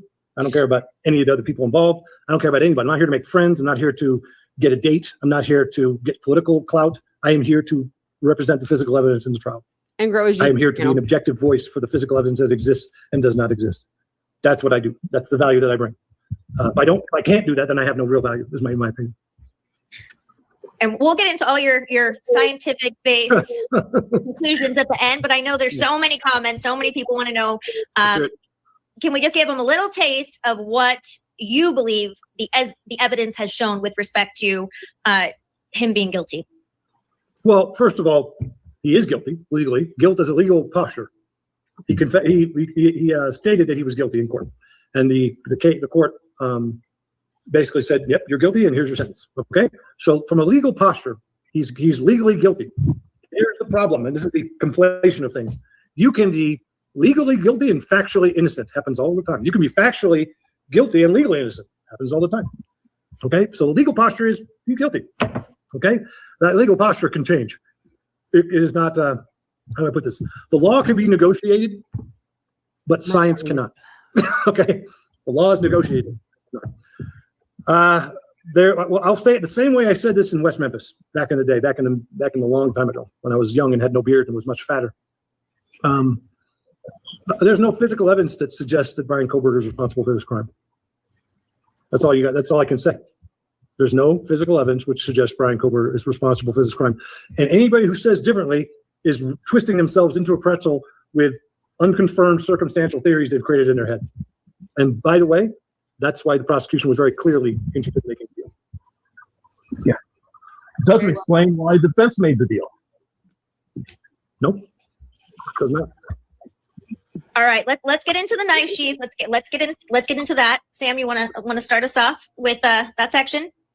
Yeah, I mean, well, I just want to hear from you, Dr. Turvey. What happened? How did you first go, there's an issue with the sheath? Because that's one of the biggest pieces of quote unquote evidence that everyone's talking about, that the prosecution has always pointed at Brian about. Yeah, well, I mean, there's quite a few problems. And the first one is its placement. This bitch, truth and transparency is all that matters. Yeah, go back to Free and Chris Watts there, Lana. It is very clearly underneath one of the victim's thighs. Every case she covers, she thinks they're innocent. Sticking out, covered by a comforter, and very evident when you look at it in the photographs. It's hard to miss. That's why I don't watch other people's But stuff. the problem is the knife sheath itself is clean, for lack of a better word. It's not been used. So that's the first thing. There's no usage. It's not like somebody wore it on their belt, and not like somebody scratched it or pulled things in and out, pulled a knife in and out of it. It's pristine, other than a couple little areas of flecks of blood. So that's the first problem. One is placement, the location. You can't drop it and find it in that spot, and you can't. There's no evidence of usage of the sheath, and there's no evidence of any massive bloody transfer, which would be expected. If somebody slid that under there, that person would have the bloody hands. We assume, and we infer that it would have bloody hands, and it would be blood on it. There's no blood like that on it. No transfer from hands, and only a little bit of spatter. But it's on top of a sheet that is covered with a star field of blood spatter. Okay, and that blood spatter is not. How do I put it? And this is, again, it's not secret. This has all been revealed. This has all been revealed over and over again. It's just a question of putting it together. The sheath itself has no transfer from that blood on the sheet to the top of the sheath as it slid into that position. And none of those transfers are smeared, which means it happened after the blood dried. That's the first set of problems we got. The second thing is it was originally observed to be on the floor by Taylor at the crime scene, all right? Much later on. And then finally, of course, after I'd written my report, we had done a very good job was done of going through some chain of custodies, and I was given this chain of custody. Said, Turvey, what do you think? Because we think it's a problem, but maybe you have a different opinion because you're a forensic scientist and we're not. What do you think? And I'm like, this chain of custody has been falsified. People go to jail for that. They get put on leave, investigated, fired, and then criminally investigated and go to jail for that. So Not in Idaho. It was under the leg. Apparently. It was under the leg of the left leg of like Madison Morgan, between the leg and the blanket. I don't know their own rules. Well, anytime you have an Or attorney she was covered with the blanket. I'm sorry. or a police officer telling you that chain of custody is no big deal, that to me is a red flag that suggests you should look at every one of their cases to see whether or not they've been falsified in chain of custody. Because a lot of agencies put up with it. A lot of agencies will just ignore when a chain of custody has been falsified. Yeah, and of course, He goes on, he's going to say that the writing looks similar or the same. That could have been, they could have took the knife sheath whenever they went to, test it. I'm sorry. And they could have put a new label maybe on it. And maybe the person that was there, like just, put in the times and the people's names that were, brought it in. Unless it has an extra spot for a signature, then, she'd have to, she or he would have to get the signatures. But I don't know if their evidence tape actually does. of course, the law enforcement there said there was no problem with the chain of custody. But what I think I've seen as an explanation given was, yes, there's the handwritten chain of custody, which may have been done after the fact or put on there, but there's also these barcodes. Was there an electronically kept chain of custody? That's BS. So ignorant. I can't even respond. Oh my God, it's so bad.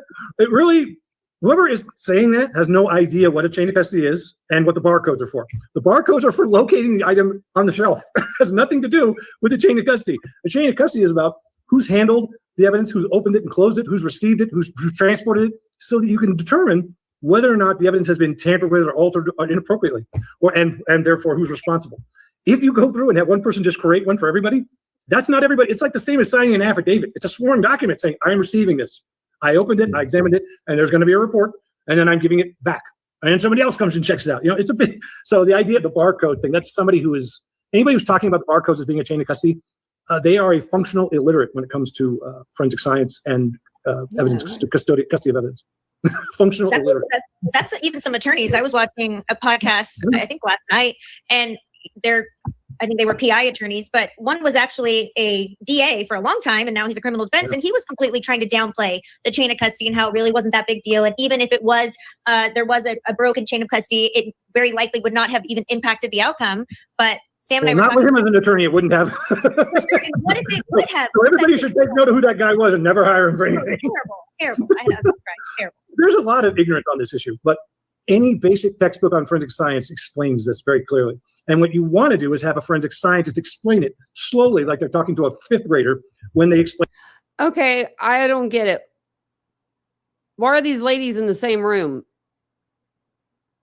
That's weird. They're in the same room. Look at their behind their, like the thing across the wall. I don't mean, it can be, but it's prosecution or defense. It's weird to me that they're on two sides. Police officers, because this kind of stuff puts officers in jail when they fabricate what's called falsification of we call tampering with evidence, falsification of public documents, false reporting, and forgery. Can you think of any legitimate circumstance where the chain of custody, as it appeared in this, written by one person, the same handwriting, would be legitimate, or would be there would be a good explanation. You can't vouch for somebody else. Let's do it this way. Let's say it this way. We're going to do a drug test. The end of the year. And we're going to take those drug tests and put it into a bag. And then I'm going to hand it to, I'll hand it to one of you and you'll receive it. Then you'll hand it to somebody else and you'll receive it. And you'll hand it to somebody else and they'll receive it. And then it'll be at the lab and be tested. Okay? But then we forgot to do it. So let's just have me go and do it all, do the whole chain of custody and sign your names on everything. And then we're going to go into court and say this is a legitimate chain of custody for all the people that examined it and it vouches for everyone. Is that legitimate? Would you trust that? No. Exactly. You're recreating. You're trying to recreate history. Well, remember, there was I actually, in response to sort of Ann Taylor's bizarre claims, I posted a couple of articles related to this very issue where law enforcement officers had been fired for falsifying chain of custody. But there was a bigger one. There was I can't remember if it was Austin, Texas, or Dallas, Fort Worth, but one of the Texas Department of Public Safety crime labs, they had a huge DNA scandal, a series of them between 2000 and 2008 that got their DNA lab shut down. And one of the things they did was they brought in a new admin, and her job was to go through and make sure all the evidence lined up and was secure and safe and where it was supposed to be, right? The barcodes. Can we find it? Can we find it in the evidence custody, the evidence locker? Well, she didn't have chain of custody for a bunch of the items of DNA. Okay. So she just went around and fabricated them and asked people about them. She got fired for that. Okay. Incompetent and fraudulent scientific process and signing it yourself. Rehabilitate that by bringing in all the people whose names allegedly appeared on that. To say, that's the argument, right? That I think is their posture. That well, we're just bringing people and have them testify about that they actually did do it. That would work potentially, except one, I think the defense would have a huge problem with that because you really can't know whether or not these people are telling the truth well after the fact. But two, not every examination that was known to be done on that sheet was a part of the chain of custody. They could get their handwriting samples and match it up, dummies. It was missing. It was missing some of the examinations. Wow. What did you say? What? Every examination that was known to be done on that sheet was a part of the chain of custody. Oh my God, it was missing. It was missing some of the examinations. Wow. Yeah. In Chris's book, he indicates that there was a period of time it was missing too. No, that sheet was not missing. Even more concerning. Yeah. So even that is a whole ass lie that the sheath was missing. Do you think for 1 second they let that thing out of their sight? It was the best piece of evidence they had at the time to figure out who did this. if the sheath was not excluded by Judge Hippler, which, who knows what he was going to do based on what he'd done previously. But there still would have been a huge reasonable doubt there for the jury on whether the sheath had been tampered with or could have been tampered with. That's exactly right. Mm-hmm.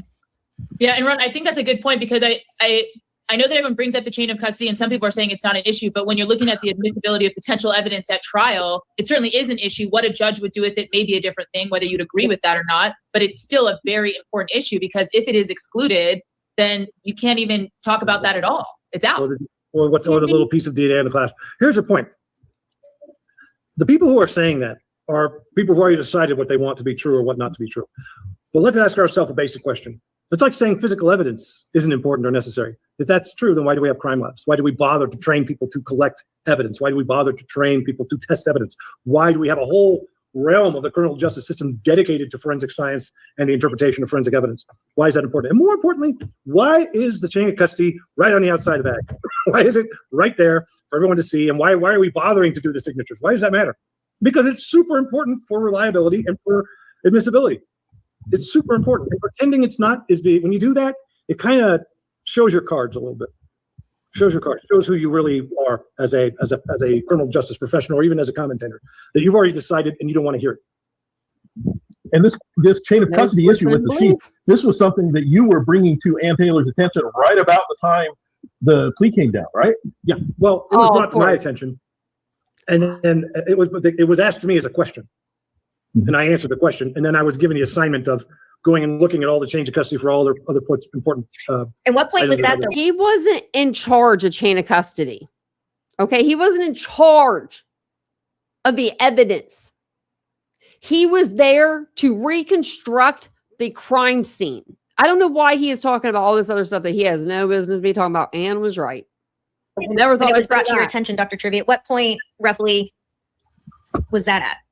Well, I don't know when everybody else knew, but it was a question that arose at some point. I couldn't tell you when, but it was brought to my attention about a week prior.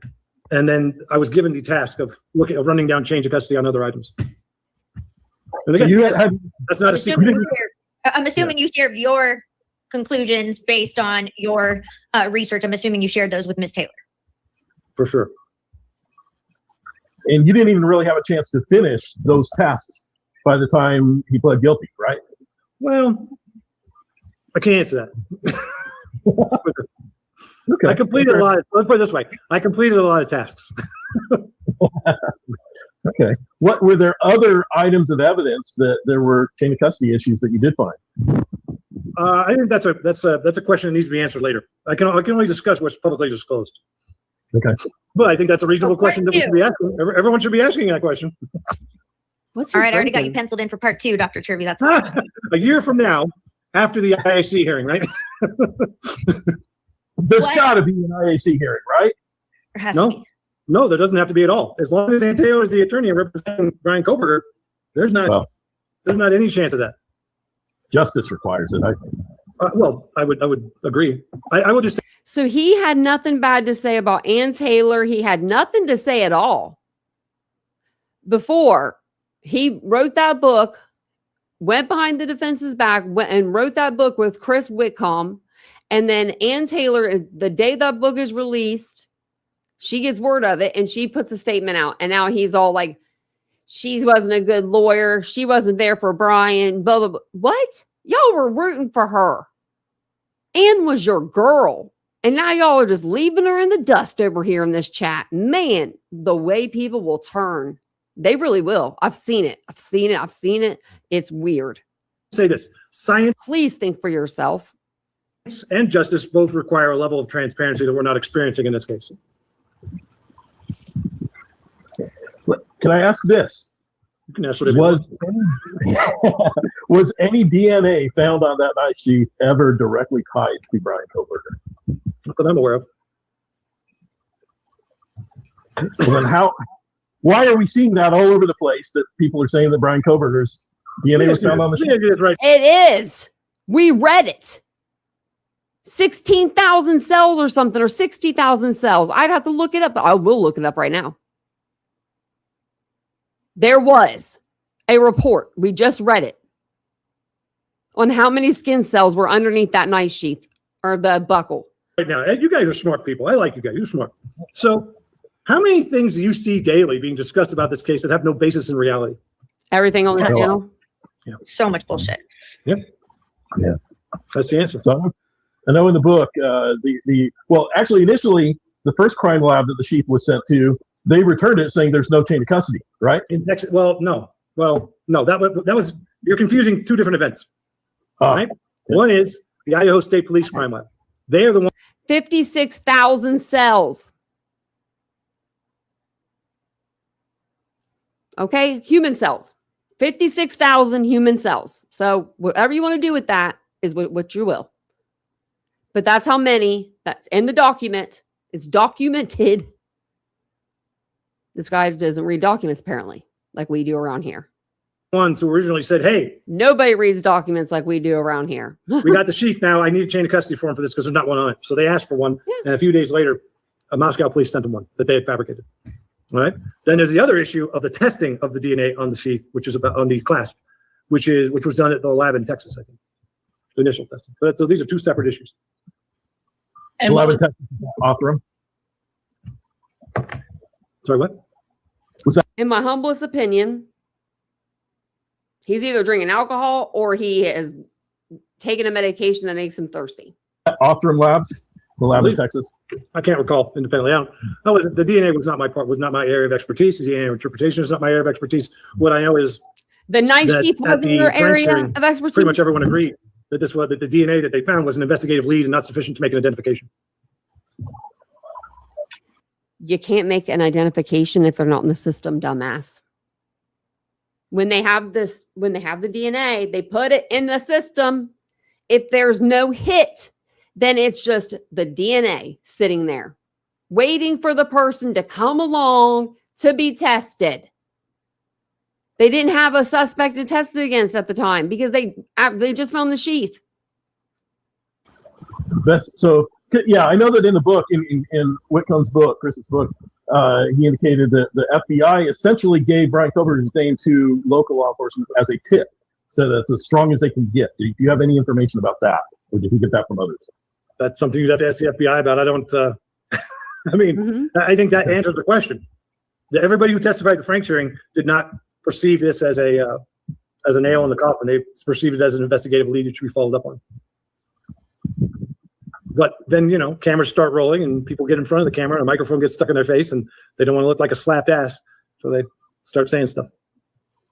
I'm more than happy to look like a slapped ass, by the way. Well, I can tell you, Dr. Turvey, this case, it needed you. It needed Chris. It needed you to speak out.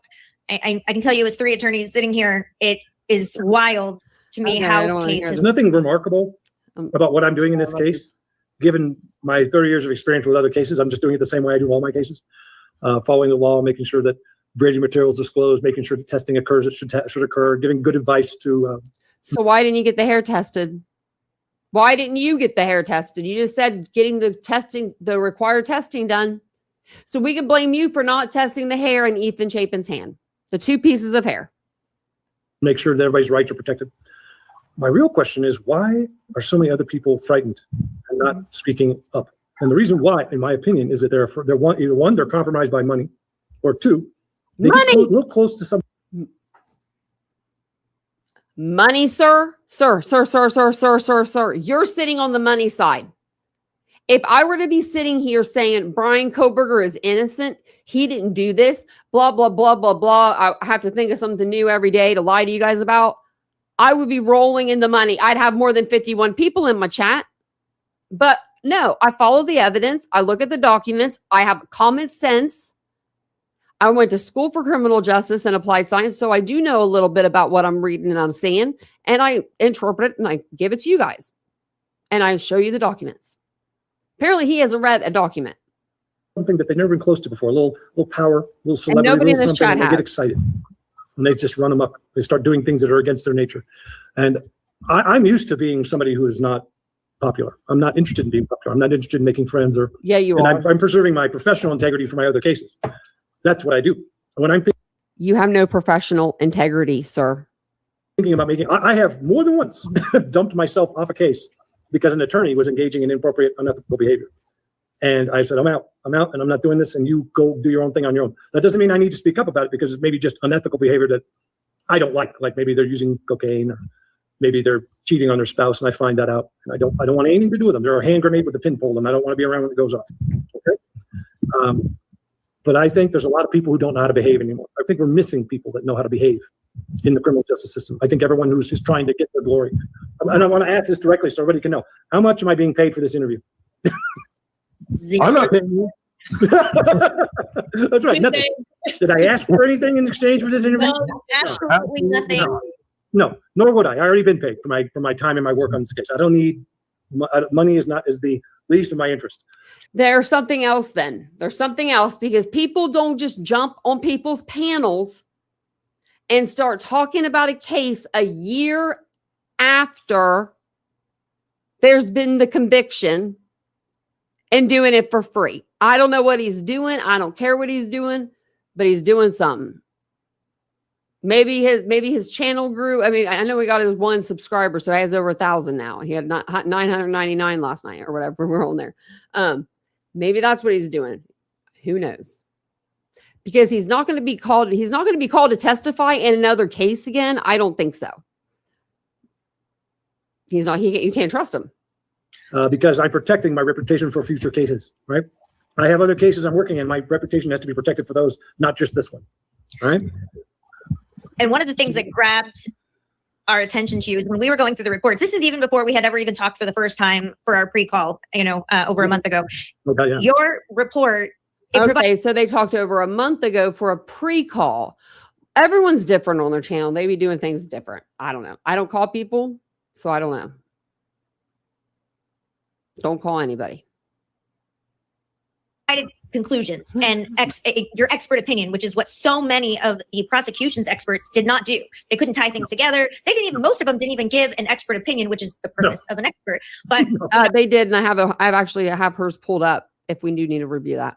I would say the three of us did a pretty good job on your report when we were going through all of the issues with not even knowing everything we know today. Right. But you were very, very methodical and scientific, and your analysis was always spot on. And right. I didn't give you that report. Let's do a little timeline here.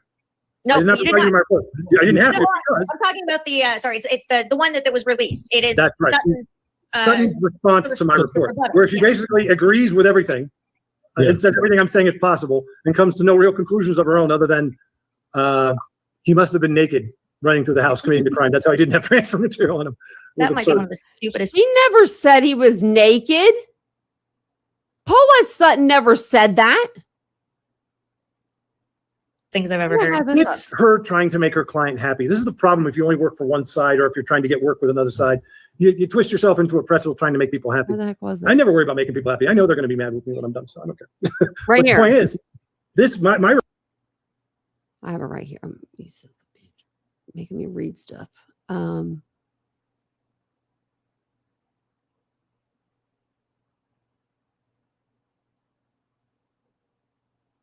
This is what we went over earlier about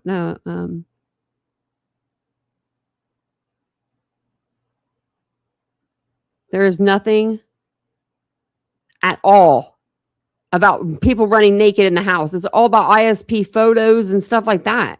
Like, he's such a liar. He's getting nervous. Report and the findings of my report were released in that disclosure and then published by Fox News back in January or February 2025. Then in March 2025, no. When was it? Was it this year? People Magazine, I think this year, got a copy of my report in Discovery, or at least they said they did. And then they produced a whole article about it. What's interesting is they didn't contact me to ask me for comment. So that was interesting too.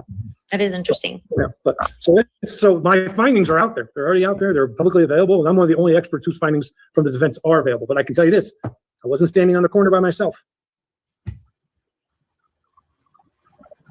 What were your biggest problems with Dr. Sutton's report and at least the few conclusions that she had in that? Well, she didn't really have any real concrete conclusions. It was all maybe this, possibly that. And then, of course, she was trying to explain away the absence of evidence, right?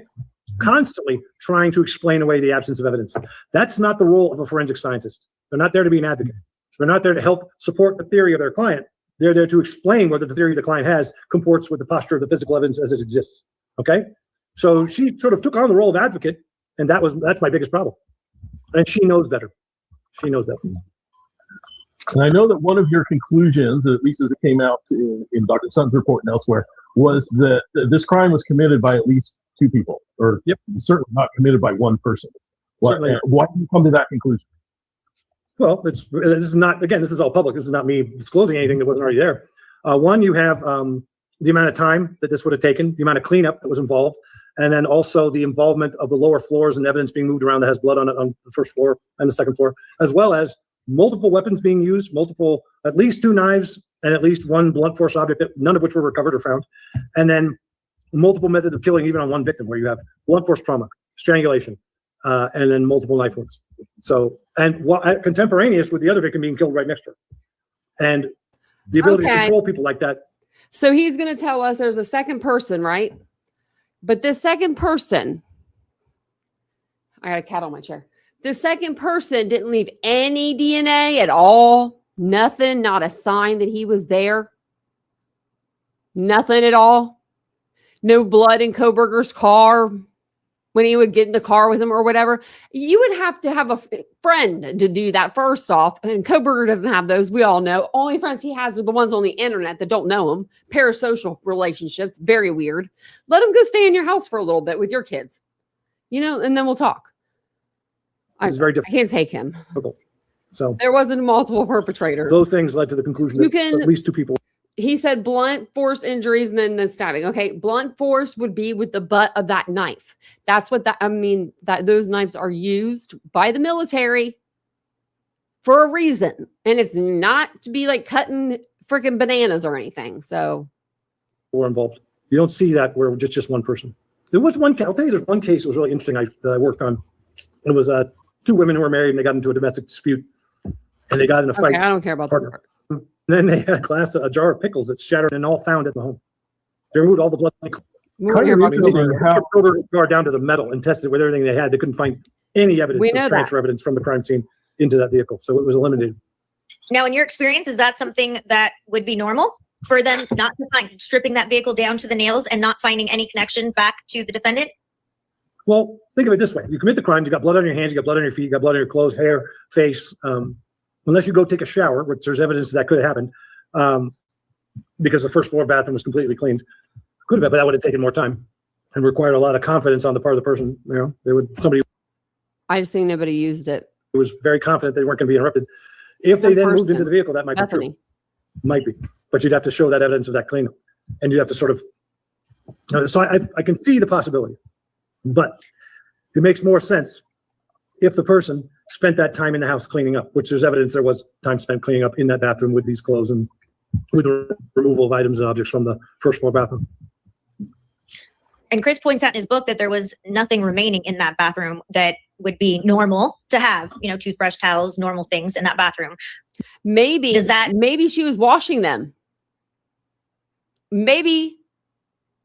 I mean, I don't know. Maybe I don't know about the toothbrush. Maybe the toothbrush was in the cabinet. I don't like people seeing my stuff on the counter. I put it away. Point It's to more any. than that. More than that. But I mean, I don't know. Now they're bringing Yeah, it's Bethany more than into that. it. So you go into that. Every other bathroom has floor mats, toilet paper, garbage, dirty clothes, towels, you know, bath products. You go into that bathroom on the first floor. there's There nothing. was stuff I mean, on there's the floor, some I thought. shampoo and conditioner, I think, in the shower stall, Yeah. but there's no garbage. There's no toilet paper. There's no floor mats. Everything's gone. Everything you expect to be is gone. And that's a bathroom that's being used by other people. But that's not the most important. That's important, but then you add that to the fact that there's a bracelet found on the floor in the bedroom to the right. You walk into that bedroom, you walk into that house on that with a stairway to the left and the bathroom in front, and there's a bedroom to the right. And in that bedroom, on the floor, police identified and photographed a bracelet that had blood on it. And they anticipated collecting it. And so they moved it to a location on the desk next to a computer keyboard and I think a power drink. Well, How does he know this? He was never in that property.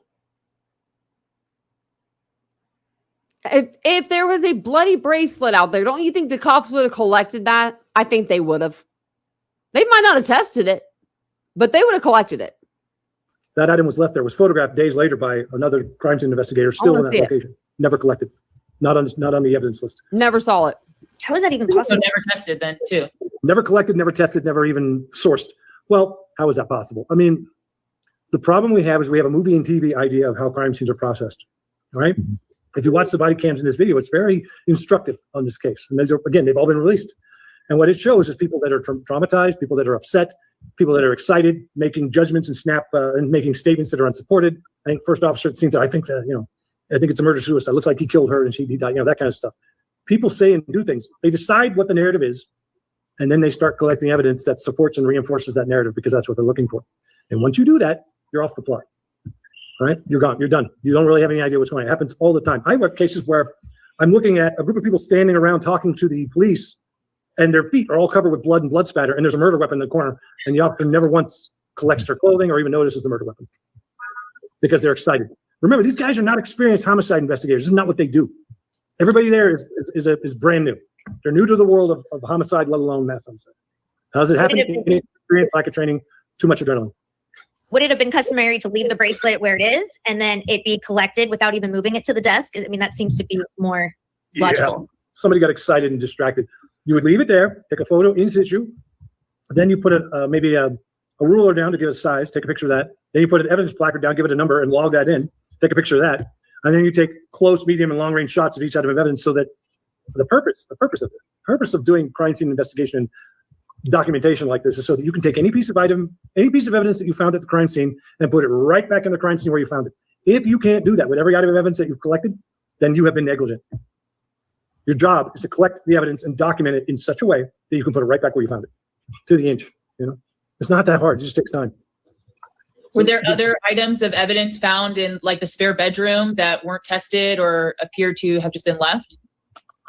There was a crock on the second floor bathroom that appeared to have bloody material on it. that was documented but never collected. One shoe, one crock. And I'm That, by the assuming, way, was the bathroom with the washer and dryer in it. Wait, where? What? There's now two. you're assuming to your knowledge and knew about What do you mean? Which one? these things as well, that they weren't the bracelet being lost. Yes. And I know it sounds remedial asking that, but this is what people always want to say. Well, she didn't know, or this wasn't known to the defense. And I'll give her more credit than you're willing to. She knew better than me most of the stuff that was problematic. That's one of the reasons why she had my respect throughout my examination. She had a encyclopedic knowledge of the case, back and forth. Respect until you know. So any claims of ignorance at this late date are, she knew more than me, because I was giving her my findings, which again, all widely reported, but she was also getting findings from her other experts. And I wasn't getting it. By the way, I was not receiving that. I was not getting it because that was not my role. My role was not to evaluate the work of other defense experts. now I know a lot of people want to comment that, oh, she was just saving that for trial. I don't believe that to be the case, but can you potentially elaborate if that is customary to not challenge the issues pre-trial and just quote unquote save it for trial? Well, I'll respond in general without trying to get inside her head, because she obviously did not want to go to trial. That's not a secret either. She made the deal. Without getting in her head, I'll just say in general, absolutely. I think she was saving There her are client times- from the death penalty. I think that was the best that she could do, was get him off on the DP and just get him life without parole. And that's what she was trying to work towards. When it is an attorney makes a tactical decision not to disclose something, but hope that it gets revealed on the stand. Oh, yeah, he probably lost a lot of money because he didn't go testify for so many weeks, And there are also times when you're barred from saying certain things and you kind of got to wait for the door to be open so that you can address issues. So I would say it another way. Since there was no trial in this case, we can't know what was in anybody's head about that strategy. What I know is these issues were all brought to the floor. They were all understood by all involved, and there was an agreement across everyone that there was no direct evidence implicating Koberger at the scene. That was understood, very clear. Not something that was hidden or misunderstood. And again, that's not a secret. That's something that she was saying to the world at any chance she got. So, and by that I mean the filings that she made, which were public and that sort of thing. The world was watching. Let's move into the beer pong table that is known around the world, which also the White Claws, the box of White Claws that Chris brought up in his book that I think shocked all of us as well. Are those a couple issues that you could? Well, the beer pong table is boring to me. I'm not interested in that. There's so many other bigger issues to talk about. Beer pong table has no relevance in my mind whatsoever. But probably because everything's a-okay there. Now, what are you going to say about something else? But I can say that the White Claw box had blood on it, and you can see it photographed in different places around the scene. So it's being moved. And there are a number of items of evidence that got moved around, whether by police or other people interacting with the scene, like the knife that got used by the first gentleman in the friend who entered the house to clear it with his knife while everybody else was hiding in the bedroom. That knife, just sort of moved around. No, it didn't. That's interesting. What do you mean it moved around? Where'd it go? It was on the table. Did anyone see the knife that Hunter grabbed? Did you guys see that anywhere else? Did you guys see it like in Xana's bedroom or Maddie's bedroom, the kitchen, the living room, other than the beer pong table? Because that's the only place I saw it. So cite your sources. But I want to say it this way, and I don't want to be condescending or mean, but You already are. I think people have focused on these things because that's what they had. And for me, it's interesting. I'm glad that Chris is talking about it in his book. I think it's interesting. A lot of people have been talking about it. But to me, it's like 25th, 26th, 27th thing on the list. Just way down there. What are 1, 2, and 3 on your list? The sheath, the hair, and the cleanup, and the lack of evidence tying Koberger to any of it. Lack of physical evidence. Is there any? But also, what's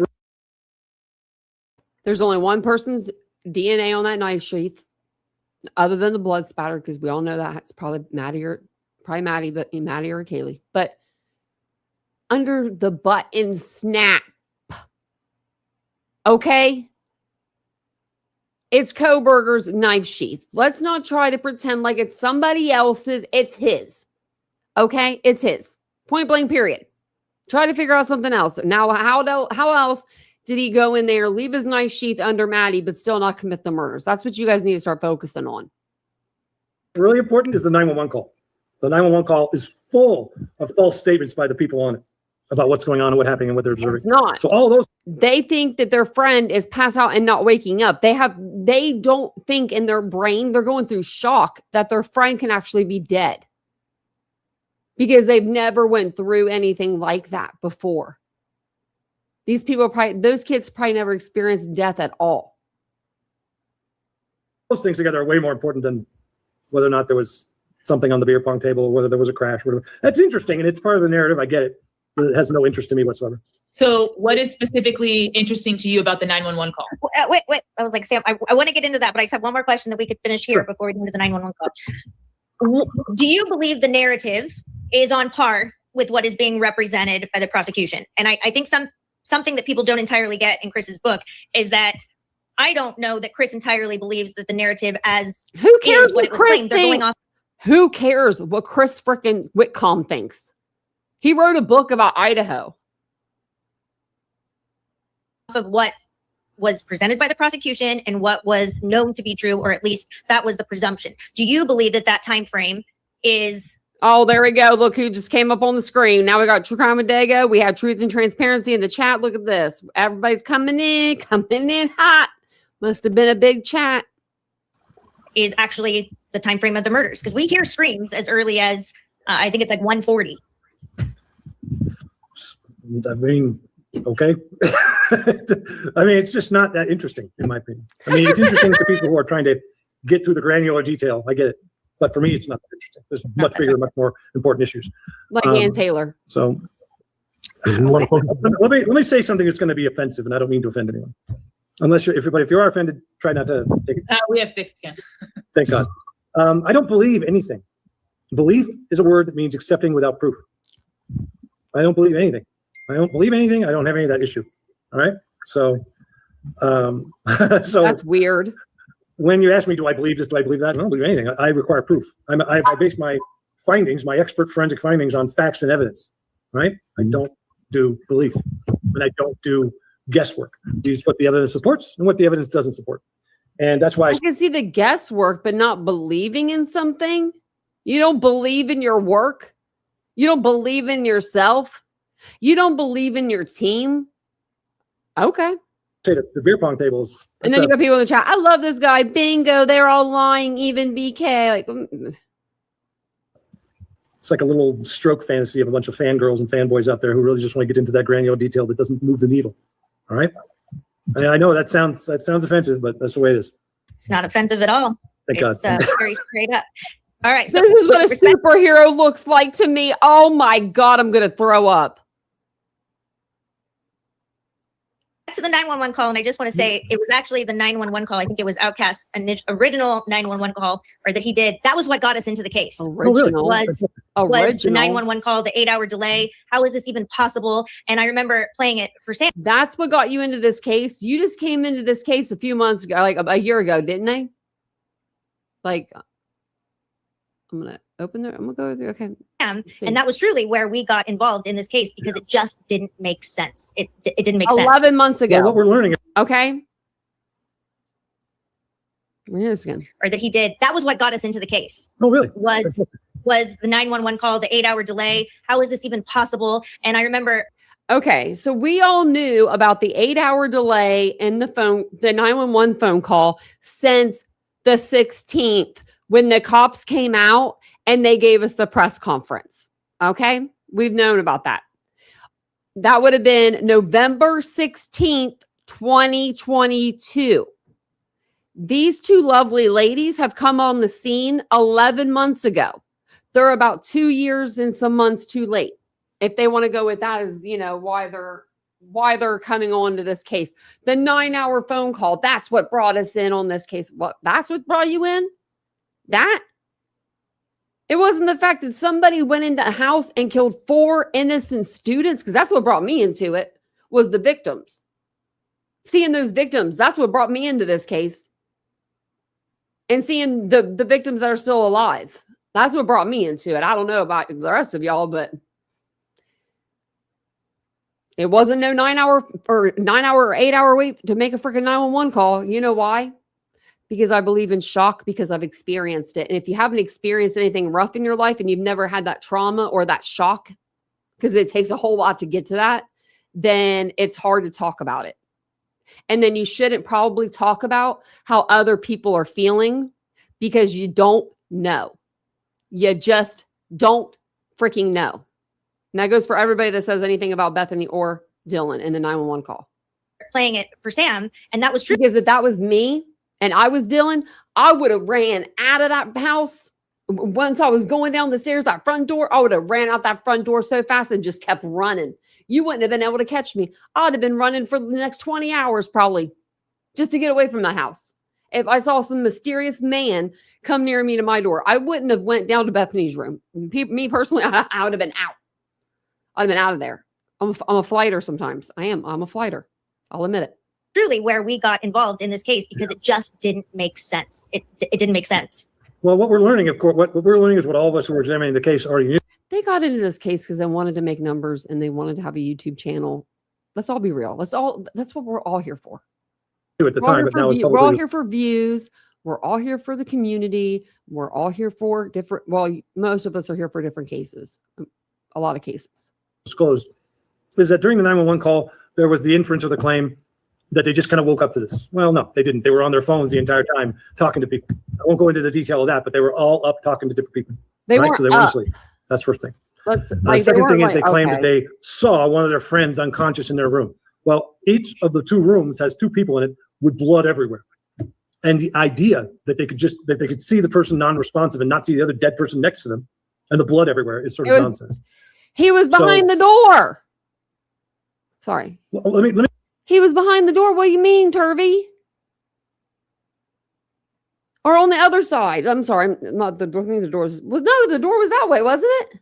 Now I'm getting confused. Which way did Xana's door go in? Because in my brain, for some reason, I'm thinking it went to the left, and then the bed was there, and Ethan was over there. Wasn't there a door? Or did it go to the other side? You guys let me know, because now I don't know. I'm not sure. I might have to look it up. I'm trying to think. I really am. I swear that the door went, you opened it like this. Because if you open it like this, you'd have to go around it to get your closet. I don't know. I don't remember it being that way. I don't remember the door being on the closet side. Let me just say a generic thing that may or may not be applied to this case. One of the only studies on stage crime scenes that ever been done was done by me some years ago. I know where her bedroom was. So I'm wondering if her bedroom, so when you open the door to her bedroom, I thought you opened it and you went to the left. Like you pushed it open to the left. But maybe you pushed it open to the right. It opens towards the wall and it was to the left. On the side where the window is located. Okay, so on this side. Okay, so then on the opposite side, then what I'm thinking. Oh, towards the wall to the left. So Ethan would have been on the other side of the door then. Because that's what I was thinking. I was like, they wouldn't have seen him. Even if you go down the hallway, like that door would be blocking the bed.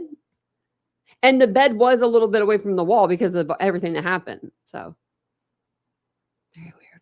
One of the key elements that you find is that people who stage crime scenes, they want someone else to find the body. They don't want to be the one who finds it. So they orchestrate events so that other people find it. Maybe that's relevant here, maybe not. Investigatively, I'd want to look at that.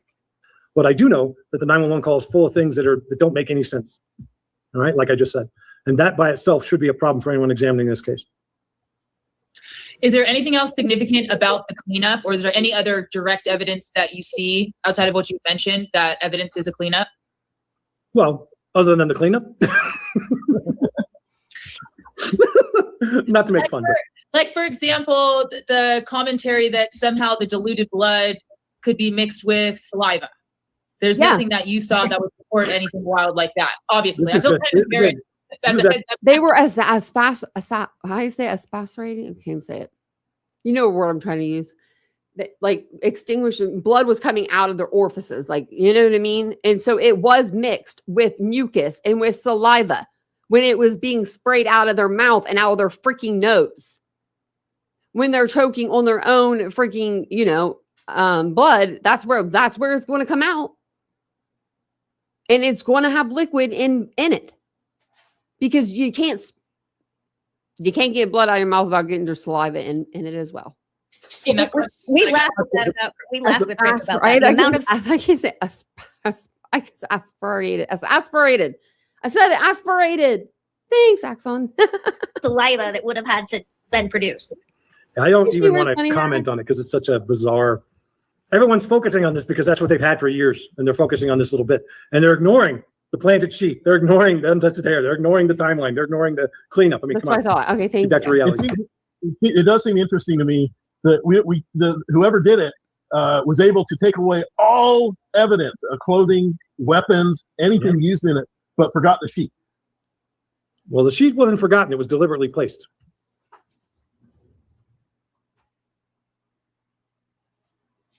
I'm done with you, sir. You freaking idiot. Why would Moscow police pick Brian Kohberger to frame? And not Moscow. Let's back it up. Okay. Let's back it up, Terry. Okay. In order for this to work and they frame Brian Kohberger, you're going to have Moscow police. They're all going to have to be in on it. Then ISP was there the same night. So then they're going to have to bring in ISP and say, okay, we're going to put the sheath in here and we're going to blame this on this Brian Kohberger kid that just came here from Pennsylvania. He's a PhD student. He's such a bright and shining young man, but we're going to plant this murder on him with only some skin cells under the button of the sheath. We're not going to leave his DNA on the victims. We're not going to leave his DNA in the house anywhere so that we know that they got the man. So then we have to go to the FBI. ISP has to go talk to the FBI because they have to get the FBI all in on this. Because you have multiple agencies. Then the U.S. Marshals that went to go pick up Brian have to be in on it. Then the Pennsylvania State Police that helped has to be in on it. All these agencies have got to fall into place. And listen to Moscow PD, a little rinky dink. The chief can't even talk at a freaking press conference. What?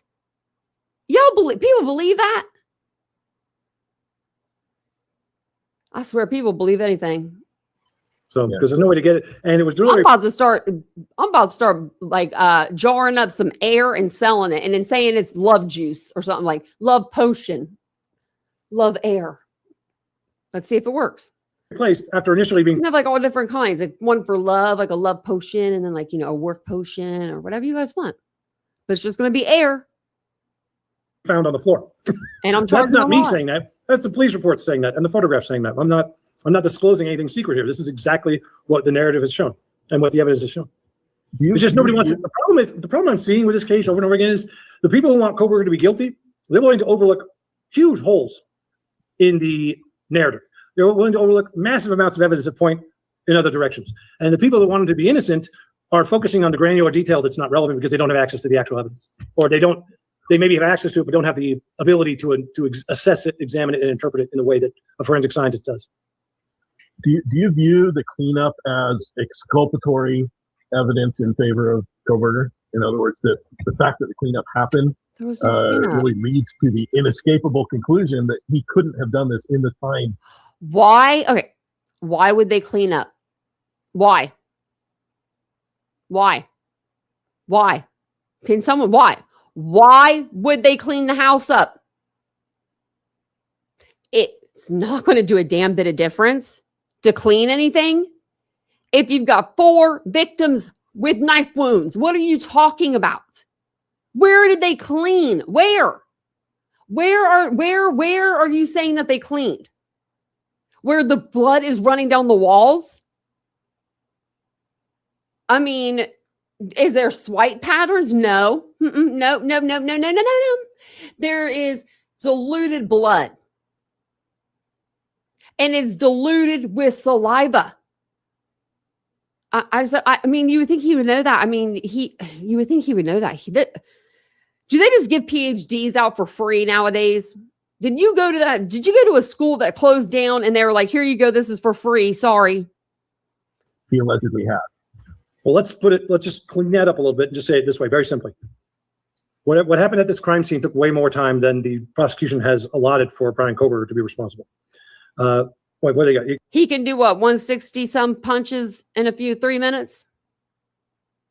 160 some punches he threw in 3 minutes. That's not very good because I did in 30 seconds, I did over 80 on my own, but it's possible, very possible, with a K-bar knife to go in and stab 4 students that were not expecting it and that were a little tipsy. You got somewhere, a good night. depending on the narrative they give, it's somewhere between 7 and 15 minutes. This would have taken much longer to do that. More importantly, the proof that they had of this was Did they do a dumpster pull? Roy, where the hell you been in this whole case? an officer run up and down the stairs to try to, show that he could do all this really quickly without a cleanup. But even so, the problem with that is he knew the house, he knew the routes, he knew the rooms. This is not a home that existed based on the floor plan that was filed with the city or the county or wherever. You couldn't go to the city and the county and get a floor plan that matched what happened here because the owner had transformed the interior into a living quarters for these students, right? Putting at least 2 bedrooms and a bathroom on each floor. Okay. But the way it was laid out was so weird that if this was your first time in there, you're going to be lost. And if That house is definitely registered with the county. Okay. it's dark, you're going to be even more lost. You're going to be searching. But instead, this offender went right upstairs to the 3rd floor, attacked the girls and killed the girls up there, then encountered Zainab in the kitchen on the way out. And she ran down the hallway and they chased her down and killed her and killed Ethan as well. So What evidence? I think in Chris's book, he mentioned that it appears there's evidence that Xana was first encountered at least by the killer or killers in the kitchen. Yeah. Is there evidence of that? Because a lot of people have tied, there was initially some an indication that Xana's blood was on the beer pong table, which turns out that was a mistake by Sutton. What other evidence was there of Xana initially being encountered in the kitchen area? What? What do you mean that was an error by Sutton? There was no error. Right. Well, Ethan was drunk and asleep in the bedroom, right? They'd all been out drinking that night. Okay. They were all intoxicated. So he's asleep in the bedroom. She orders her food. She receives her food and she's eating it in the kitchen. Part of it can be found in the kitchen where she's eating and she's on TikTok, going through TikTok and doing stuff. In my opinion, no. Wasn't he found in the nude with like one sock on or something? I've always thought in my head, in my little college brain, if I was in college and I had a little boyfriend that I just loved so much, like Ethan and Xana, I bet they went to their bedroom, they did the ditty, okay, and then maybe the Adderall before, I don't know, but they did the ditty, what young kids do.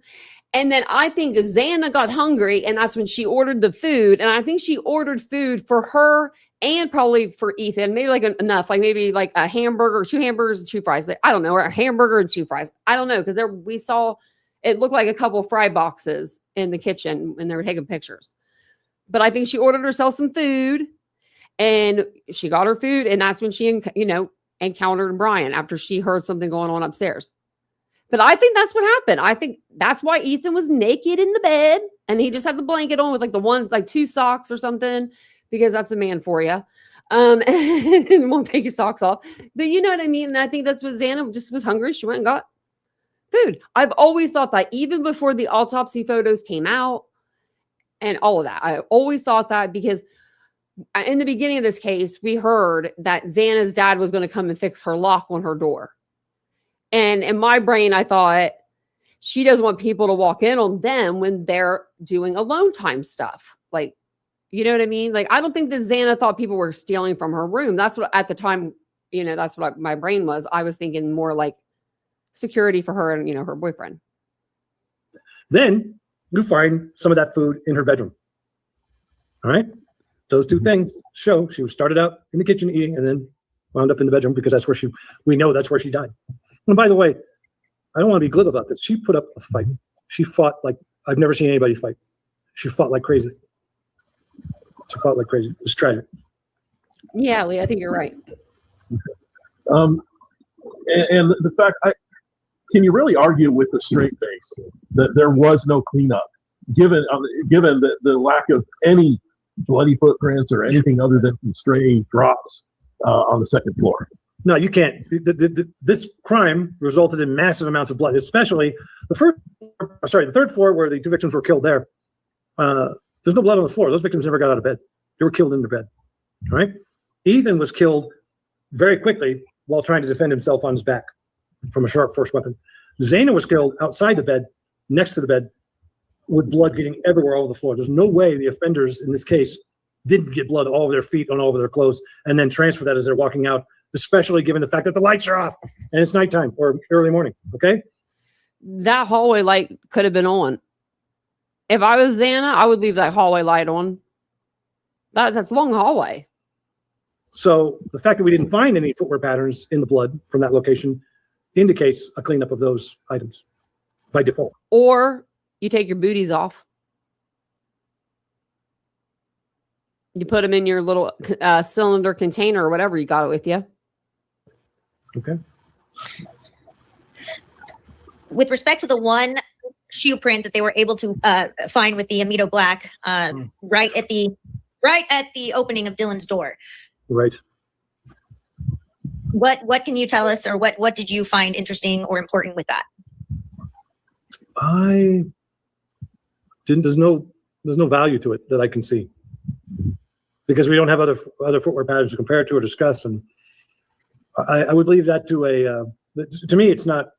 It doesn't move the needle. It doesn't tell us anything other than if somebody had been that close to her and chose not to kill her, that didn't make any sense. But her whole narrative. The problem is, I know more, but I'm not telling because there's a whole narrative of things that she said that don't line up, and so that's the problem. The problem is her statement.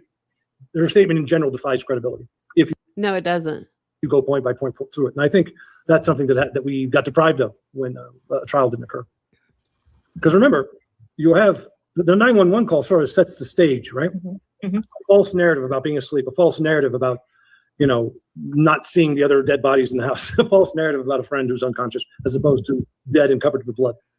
All that false narrative. I think if you add in this notion that you saw somebody with bushy eyebrows, that didn't come up until she was interviewed, I think, the third time. So these details sort of kind of find their way into the case, and there's no basis for them, and they've never been challenged. So. You mentioned something about the lighting and about the dark. I think there's been some discussion about were there lights on, how dark was it, how light was it? Did you find any evidence indicating what lights may have been on or not? You don't know. The problem is we only have some unreliable witness statements from outside, and then from inside you can't trust anything that anybody's saying because they've all been giving false statements. What about the cops? When the cops show up, what lights are on? They've all given statements that have shown not the entire statements. I don't see them turning out lights being like, oh, we must turn this light out. Do you imagine, do you imagine a bunch of college kids going in there and cleaning up? What are they cleaning? There's nothing that was clean in that house. There was nothing clean about that house. Okay. What the fuck did they clean? But they've all given statements that contain false elements. Man. The reliability of the people inside the house is questionable. The reliability of people outside the house is questionable. That's what you're questionable. What I would say. One of the things that we noticed very early on is how the roommates or the surviving roommates were almost automatically just deemed survivors. And a lot of the people, or the people that should have been questioned, I think they cleared a ridiculously high amount of people in a very short period of time. But these people they weren't separated. No. I mean, some of them even stayed at the same hotel the night of, when we can see them in the lobby of the Moscow PD. They're all covered together. I mean, even they should have been able to be huddled together. They were going through the worst freaking experience of their life. I understand. Yeah, we're looking for a killer, but I think you could probably look at those kids and be like, okay, I think they're pretty okay. They're all freaking shooken up. You can tell when they got the text message. They all start screaming and crying. I mean, like, it's just, they're not going to separate them like that. when we do our trials, if we have witnesses that are going to testify to anything, they have to be outside of the courtroom from the second that the judge takes the bench. It is just not every case is like that. Buster Murdaugh, he got to sit in the whole trial of his dad, and he took the stand. So I'm sorry, Kristen, but you're wrong. It's hard to process how. Let's back up. Let's back up and remind ourselves that the people in the house were together talking for 8 hours. The judge can decide whether or not the witnesses stayed for the trial or they have to be outside for the trial, and they only come in when they testify. That's the first thing. And we don't know I'm all not the even a people lawyer, in the I know house, just that. the two that admit they were not. Then, when the police arrived, everybody got out of the house, and everybody stayed together, and they clumped together, and they spent hours together talking outside the house while police responded internally. So, from the get-go, there's a lack of proper procedure being followed with respect to separating witnesses and giving good statements from them. Everybody's just too busy reacting because, again, these people are all very inexperienced with this kind of crime.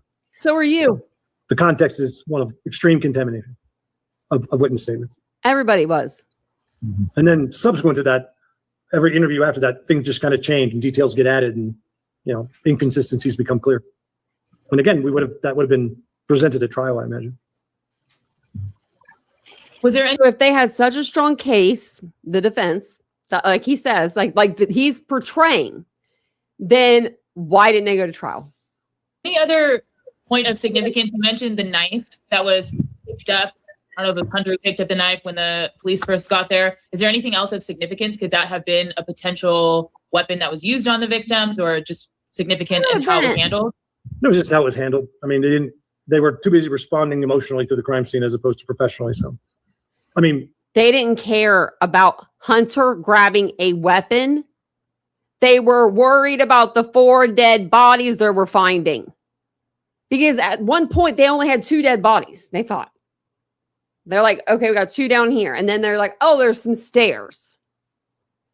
Like, it was there. We see it. And it moves. It sort of disappears and moves around. But the fact you have somebody in there walking around the crime scene with a knife who's not involved in the crime, obviously, that's a problem.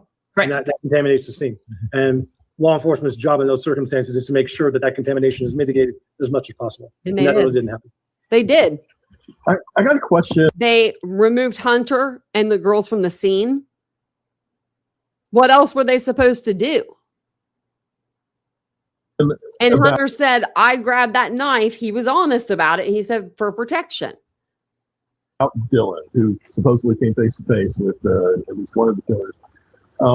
She apparently was treated quite differently than Xana, who apparently came upon the killers at some point.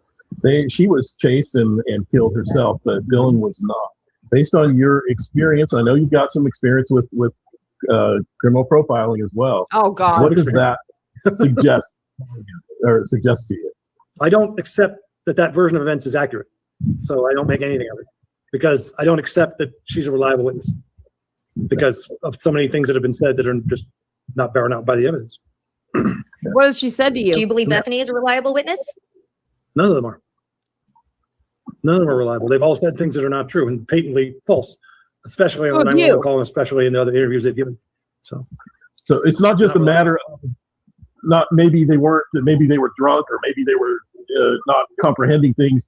It's a little more than that. The reliability is not just in not giving coherent information. It's giving false information, right? Well, information that is. You guys are, it's not even you guys. You guys right now are not even giving out misinformation here. You're giving out disinformation. You are purposely putting this out. 40,000 people watched this video. This is the most boring shit I've ever watched in my life. I'm not going to lie to you guys. I mean, I thought my channel was boring over here reading documents and stuff, but this is torture. Demonstrably false. I'm doing it for y'all. I'm not saying they're lying or intentionally deceiving. I'm just saying here's how you got to perceive me. Because what I think people want to do is when they don't have physical evidence, they come up with theories and then they try to find. He's the guy that has like a collection of like Kermit the Frogs in his office, and there's like 1 million of them. I can see that. A witness that backs them up. All right. Kermit's everywhere. It's a problem with the way people think about crime. Everybody lies, and everybody lies for different reasons, right? Not all of them have to do with guilt. Some with embarrassment, some with lack of memory, some with other reasons. My job is to look at the physical evidence and compare that to statements and determine which statements are supported by the physical evidence and which statements are refuted by the physical evidence. And when I find that you have statements that are refuted repeatedly by physical evidence, from a particular witness, that's how we know that that witness is not reliable for whatever reason. What statements do you recall from Dylan that were refuted by the physical evidence? I think you've mentioned a couple of them. Here's what I don't want to do. This is a rabbit hole that I know you guys want to dive down into and, jerk off over, but I'm not doing that. I don't do and, jerk off over, but I'm not doing that. This is a rabbit hole that I know you guys want to dive down into and, jerk off over, but I'm not doing that.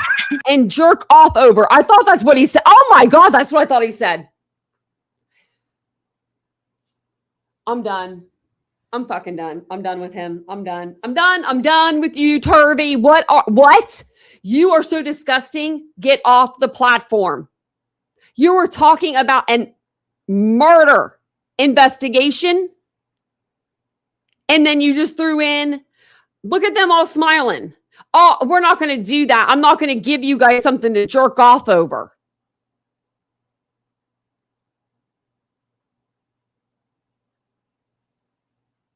The real you just came out. There it is. There it is, everybody. The real him. You freaking perv. Like, seriously? It's right there. I put the closed caption on because I thought I heard it. I was like, did I hear that? Surely I didn't. This is what I'm not going to do, he said. Refuted by the physical evidence. I think you've mentioned a couple of them. Here's what I don't want to do. This is a rabbit hole that I know you guys want to dive down into and, jerk off over, but I'm not doing that. And jerk off over. So that's what he thinks about these guys. He knows that's a rabbit hole y'all want him to go down with, you guys. He wants to dive down deep, give you something to jerk off about. And to two ladies at that. Two ladies. Two women. I think they're missing the body part to do that there, Turvey. And she's looking smiling. I would be mortified. I'm sorry, if he was on my panel, he'd be booted. I don't even know how to boot somebody. I just end the live. I'm dry with it. I don't do that. I mean, to me, it's just... There's a time and a place. I mean, I'm a funny person and I can say some vulgar things sometimes, but not when I'm talking about 4 dead students. A distraction from the main features of this case, designed to prolong and go into rabbit holes that don't bear fruit. All right. All you need to know is they're not reliable. They've said things, and we've already discussed them. We discussed the 911 call. We discussed all that good stuff and the other interviews. We don't need to get into that granular detail. That's the problem. You want to get into the granular detail and really go over it like statements have meaning. Let me say something to you very bluntly. He can't go over the details because he doesn't know the details and the truth. Physical evidence is king. It is the most objective and reliable documentation of the crime scene. That's why we have to bother to document and collect and test it. And it makes people angry when you ask for testing when it goes against the things that they don't like, or the things that they do like with the narrative they've chosen, whether it's a defense attorney, a prosecutor, or judge, or a podcaster. And I don't. Well, I can say, Dr. Turvey, that I appreciate your candor because it's allowing us to really understand what is factually significant and what isn't. And that's an important distinction for us to make. Yeah. And you mentioned a little bit earlier, you were talking about the fact that there's evidence of multiple weapons in a blunt object. So can we talk about that a little bit? What factual evidence really, what direct evidence at the scene supports that? Because we don't have any of those murder weapons. There was no 17-minute phone call. Okay. The state's own autopsy reports come to these conclusions. This isn't me. I didn't do the examination. The autopsy reports make it very clear. Multiple methods of killing, multiple weapons. The state's own autopsy reports. The state's own medical examiner would have been a key witness for the defense. And multiple stabbing weapons. No, there was not. You cannot. You can't even test that kind of stuff. That's right. One that's one-sided and one that's dagger, which has got 2 sides. Did anybody test or try to determine whether a K-bar knife was one of the weapons? Not that I'm aware of. We see a lot about the sheath. You can do testing. You can determine that, can't you? No, you can't. That's TV and movie bullshit. You can't. Yeah. You can determine depth of the injury. You can determine width of the injury, but you can't. You can eliminate knives, but you can't usually confirm what knife was used or not. Well, I can tell you this much. Let me say it a different. You can say there was multiple knives if one was rigid, one was straight, or whatever. But the knife in question had one rigid side and one straight side. way that you're not going to like. There's no evidence that a K-bar knife was used in the commission of these crimes, other than the sheath, which was directly deposited. But that does not mean a K-bar knife was used to inflict those wounds.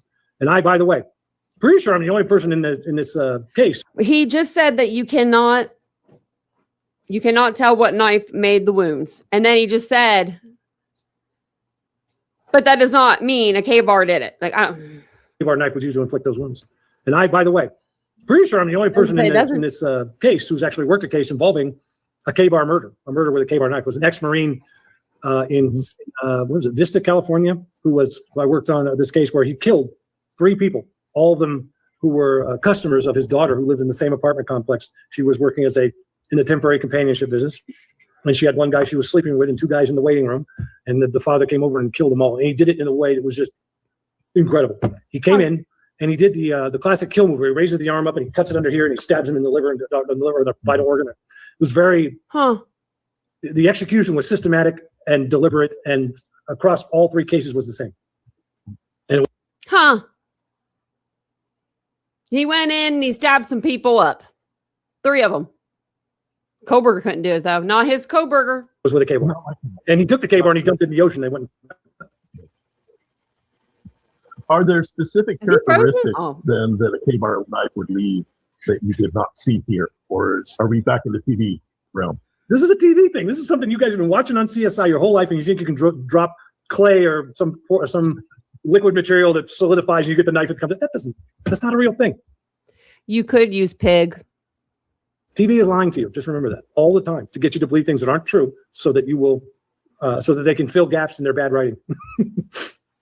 That's just another representational of how juvenile this investigation was. They said it was a K-bar immediately based on the fact that they found the sheath. Like you couldn't have it, and the way it was just spread with people like Brian and that K-bar knife sheath, that was Maddie's. And just put in front of the news and put in front of people every single day to the point that they believe it. And that was, again, one of the first things where they've never even claimed to have believed they found the weapon. And it's very clear there was multiple weapons, but based on the signature. Let me put it another way. The judge in this case put a gag order in place to prevent the prosecution from doing what it did, which is to go to the press directly or indirectly and start trying the case in the press because they knew they didn't have it. This case was tried in the press, and to his credit, the judge tried very hard to prevent that from happening. And that's on all of us to make sure that we don't, to go back to the leak, or actually to come full circle now to the leak that's being investigated. We have a responsibility to keep that information confidential prior to trial, prior to public disclosure, right? To make sure that people don't get tried in the press, all right? So somebody wanted to make sure that this case was tried in the press long before a trial occurred, so that to tamper with the jury, to poison it. Did the leak? This case was just one of those cases that everybody was infatuated with. I think we're talking about the Dateline leak. Did that harm the defense? Oh, I don't see how it couldn't. I think you did. It harmed the ability of Brian Koberger to get a fair trial because the leak was done in such a way to provide material that was harmful to Brian Koberger. All right. So, obviously, when the investigation took place, I was like, of course I wasn't the leak, and I signed the affidavit and was happy to do that. Would have been happy to testify about it, but because that's the onus, that's the responsibility, is not to be a leak, not to provide confidential information, especially when a judge gives an order, you got to follow it. But there's no way that this did not impact a potential trial or his ability to get a fair trial, and that would be the intent. But that does not mean that the source of the leak was the prosecution. Are we going to leave it there? It's public knowledge. It's public knowledge. We've all read it online.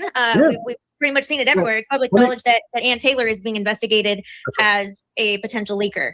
Well, her office in general, but then her in specific, I imagine. But let's put it another way.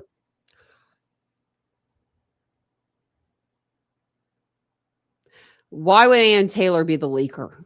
Okay, that's stupid. Yeah, I think I've said that's stupid a million times tonight. That's ignorant. I don't even think that. And I didn't even like Ann Taylor, and I've been over here, but I've been taken up for her. There are 2 investigations. I think people are conflating these. It's really weird how there's not 2 investigations. To me, just how uninformed people are and how confident they are, stating things that are just not true, that they don't understand, and blasting them to the world. Let's make this clear and make it easy for your listeners to understand. First, after the Dateline leak, there was an administrative investigation by the court at the direction of the judge, all right, to find out who that leak was. Yeah. An administrative investigation, okay? It's still going on. Number 1. That investigation was completed, a report was filed, and that file was sealed. Okay? You can see it in the documents. It's a sealed file. It's public. It's public that it's there and sealed. Then Almost 4K people that were watching this live now only have 1,600 likes.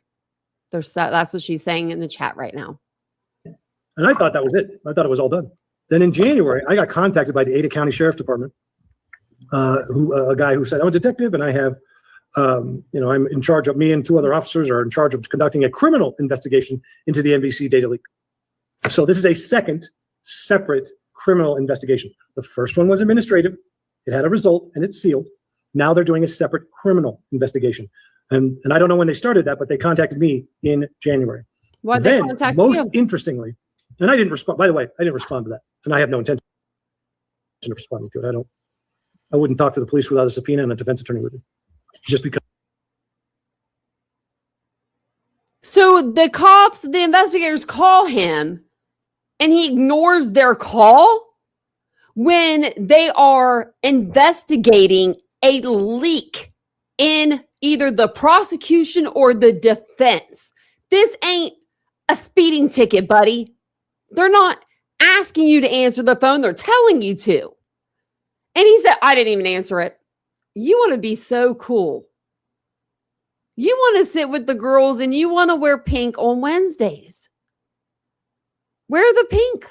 Because I don't trust the process in Idaho at this moment. I was just gonna say, With Idaho. So they weren't even talking specifically.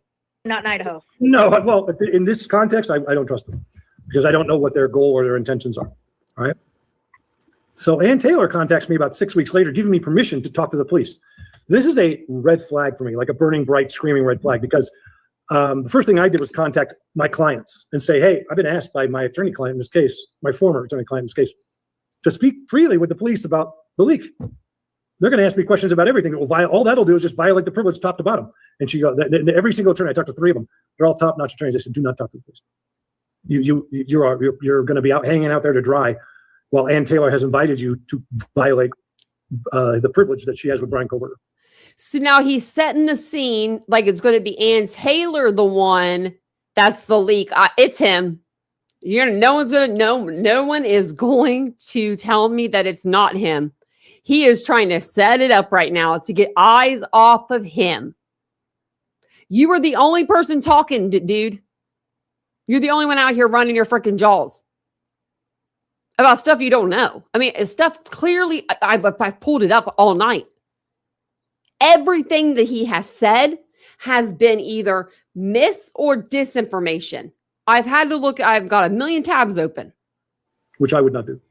So I didn't respond to her either, but she gave me permission to do it. What should have happened? If she gave you permission, she wouldn't be writing a letter saying that you were under an NDA. Why would she waste her time writing a letter? From any ethical defense attorney is that she should have put herself between the police and any of her experts being spoken to and said, you may talk to me and ask me questions, but you will not talk to my experts. That's what she should have done. Instead, she said, hey, go ahead and talk to him. Say whatever you want. Are you out of your mind? You think I'm going to do that? No way. Then they contacted me again about 4 weeks ago, I think, 3 or 4 weeks ago, saying, hey, we're still interested in doing an interview, just really casual, like I'm like no your buddy, and I'm like, I'm not doing that. So that investigation is still ongoing. That criminal investigation is ongoing. But understand this, they concluded their administrative investigation and filed a report. That signifies to me, and should signify to anybody with a brain, that they know who the leak is. No, I don't think that. And they're not going after their own people. They're going after somebody in Ann Taylor's office. That would be my guess, because they got the administration, they got the person they believe, and now they're doing a subsequent follow. Administration to me sounds like they got like paperwork and stuff. Follow-up independent investigation to make sure that they're going to get the same finding, is what I would presume. No, that's not it at all. No, That's yeah, exactly the opposite. Nope, you got to understand. Does everybody here know what the Garrity rule is? This girl No. is supposed to be a lawyer. Family lawyer, but still So We're about to. you know what the Garrity rule is, or you don't. It's not a little bit. You can't We're stop about this. to know. You're going to let us know. You've heard of it. Okay. All right. Well, the Garrity rule says that you can't use the results of an administrative investigation in a criminal investigation. So if you want to conduct a criminal investigation into an administrative finding, you have to conduct your law enforcement agency has to conduct their own separate investigation, conduct their own interviews, collect their own evidence, and do their own stuff. That's the Garrity rule. Right. So this comports with the Garrity rule, which is one is administrative, and they come to a finding, and then one is criminal, and it's church and state. They can't meet oil and water. Oops. Administrative finding is an official conclusion or decision made by a government agency, department, or hearing officer after reviewing facts, investigating a complaint, or conducting a hearing. It determines what happened or whether a rule, regulation, or law was broken, but it does not happen in a criminal court. Otherwise, there is a component, Garrity argues there's a component of coercion on the part of the state to investigate its own people and blah, blah, blah. I've written about it quite a bit. It's actually pretty interesting, but most people don't really understand that. In fact, not only that, but most people in law enforcement don't understand. I've worked cases where I've not worked. I am aware of cases where, like, let's say in my hometown of Sitka, there was a jail officer named Stephen Case, and he was found to have beaten the crap out of a drunk female while she was handcuffed to a wall in the prison lockup. So they interviewed him. They took the video recordings of the jail and they fired him. And then the state troopers came in and criminally prosecuting them using the evidence from the administrative file. Well, he filed a lawsuit saying that this was a violation of Garrity. He won. He won about $400,000. Or no, either $200,000 or $400,000. I can't remember. But then he started the Subway in town. He got a Subway franchise out of it. All right? Not because he was innocent, but because they had investigated it wrong and screwed it up, so he could never actually be criminally held liable because they used the administrative evidence against him for the criminal part. Okay? And this is a context that's repeated all over the country if the people that are involved are ignorant of the Garrity rule. Investigation use. Yeah. That's it. Exactly right. Well, I got to be honest. I know it sounds. I'm sure the people who don't know me think I'm an asshole for being this way. Yeah, you are. I don't know. You're pretty popular in the comments here. Well, we'll see. We'll see if that lasts. But the point is, the job is about language. The job is about specifics. The job is about being clear, and the job is about using the right words because these words have consequence. They have meaning. They have weight. Right. So it's very much important that we use the right language because guess what's going to happen? One of the most interesting things I think that's going to happen as a result of this podcast is that there are going to be people who will repeat from this podcast things incorrectly, inaccurately, and craft it into their own narrative. And they'll misquote Ron, Sam, Kristen, me. They'll misquote whoever they need to just because they're getting it wrong. Because in their mind, they hear one thing and then they convert it into something else that fits their narrative. Dude, did I do any of that tonight? I hope I didn't do any of that. I looked it up and I typed it in the Googles. I mean, I'm, what I don't know through my bachelor's degree, I mean, and plus I got some memory issues, and that was a long time ago. I put it into the Google. If I hear something that's funny, if I'm watching a live, and I don't watch YouTube, true crime live, this is the first time I've watched this channel. I won't be back. I mean, maybe he did another interview with them, but I don't know if I can even handle it. But I don't even know what I'm saying. But this guy, I'll just leave it here. This guy's getting on my nerves. He's very arrogant, very full of himself, narcissistic in my opinion. He is mad at Ann Taylor because Ann scolded him and probably, put a little dent in his career. Because if I was a defense attorney, there would be no way in hell I would call him. Plus, because I've heard him talk. But because of Ann Taylor and what she said. And then, it winds up being nothing close to the truth. It's the same people that think the chain of custody is not that big of a deal.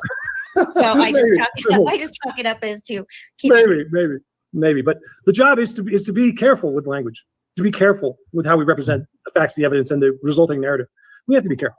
Okay, we can't just be blithe. That's why I see my kids always used to say, "Oh my God, it's time for another lecture. He's going to explain." Because my youngest daughter, she thinks like a lawyer, and I'll tell her, "You can't do that." Okay, great. Then she'll go do something else that's completely against what I meant, and she goes, "Well, you didn't say I couldn't." She's like reverse engineering. There you go. Exactly. So you got to be careful with your language, or there are going to be consequences. So if I seem like, in the words of Dr. Deutsch from, he's a forensic psychiatrist from UCLA, San Diego. David Deutsch said, he goes, if I seem like I'm being difficult, it's because I mean to. Right. We appreciate it. Well, but I'll give it one of my favorite. One of my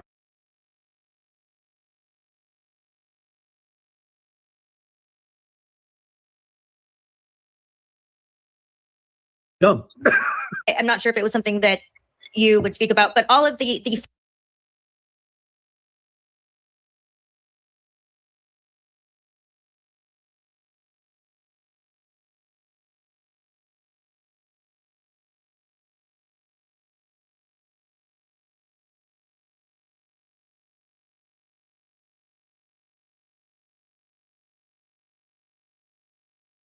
phone data information that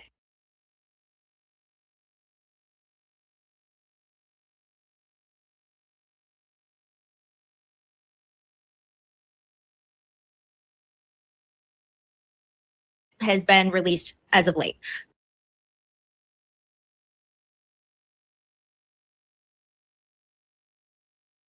Is it something that's super important? Is it kind of like the beer pong table? I think most of us are sitting there when Ethan got the text from Erica that he was being cheated on. The lack of no response, at least from what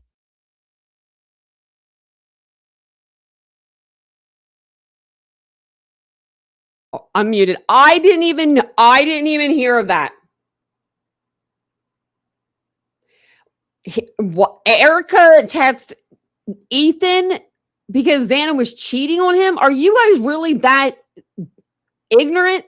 And you know what? Let's just play for funsies. Let's play for funsies that he was cheating on her. Right? Okay, let's say it. Let's say that. Who cares? What does that have to do with the murder? Thank you for telling me I was muted. I usually ain't muted, but man, I'm sorry I'm yelling so much tonight. This guy got me heated. we can tell, even inquiring about it, that I'm is going to Target after this. concerning. Well, let's put it this way. First, all the things I said before that are my top 3, 4, 5 things, those are still the most important 3, 4, 5 things. However, I haven't examined that data dump, and I'm not going to. That's not my role. I'm more interested to see what you guys think. I'm more interested to see what the public thinks about it, because the reality is it has not been examined by anyone. I'm more concerned about the lateness of the data dump. I'm more concerned about how we got gigabytes of data to examine on the eve of trial, a month before trial. That concerns me. Very concerning. Because there were years for that disclosure to occur. They had all the that would have required, in my opinion, not my opinion, my experience. No judge would have made them go through gigabytes, terabytes of data in no time. No, judge, and then can't think of the second judge's name now. Judge Baldy. I can't even think of his name. It's like Hippler. I couldn't think of it. Hippler. They both gave, I think, adamant time for her to go through the stuff. Like they gave her the Rolodex, so she had her own little like Rolodex to go through. So she gave go to this page to see this document. But she was always wanting more discovery. That's what they said. Defense always says they want more discovery, even if there's no more to be had. Like at one point, Bill Thompson was like, "There isn't any more to be had. Go through what you got." She couldn't even go through what she had, and I don't understand it because Jay Logston was sitting at the office all day. A case to be pushed. We went through it, and nobody seemed to want that. They wanted to get there and get into court and do it, or make a deal. No, that's not it. 3 years this case was going on there, Turvey. Mainstream don't want this smoke, Truth and Transparency said. No, mainstream media isn't going to touch this with a 10-foot pole because of liability reasons. There, Lana. And I'm not disclosing anything secret there. It's just my experience is the result of that sort of lateness is a sort of a punishment by the court or a acknowledgement that more time is needed to examine. You can't have people on the stand testifying about evidence that just got disclosed and hasn't been examined. That's the more important. It is very concerning. It's so late. Yep. Is it even possible that Brian could have had a reasonable knowledge of what was in that data dump by the time he pled? No, he wouldn't know. That assumes that he was in a state of mind that he could participate with his defense and be going over. I don't know how he was getting information. I don't know how he was receiving. Someone just said, please disclose something secret here. So you can ruin, your coworker's chances, it. I don't know how he was reviewing it. I had no contact with him. I don't know. But I can tell you this, in order for any defendant to participate in their defense, they need access to all the evidence and information, and they need time to review it, just like the rest of us. And there just wasn't time for that. It had just been dumped on us, and then we made the plea. Or I didn't. What? I didn't make the plea. To your knowledge, was Kaylee's phone ever actually gotten into? Were they actually able to recover the data from Kaylee's phone? Oh, I don't want to comment on that. They did. Part 2 coming soon. I want to comment. I like commenting on things that are public and that I have examined. Those are public things. We've been through the phone logs. So That's a hot topic on. Are there any other things that are public and that you've examined that we haven't brought up that are significant?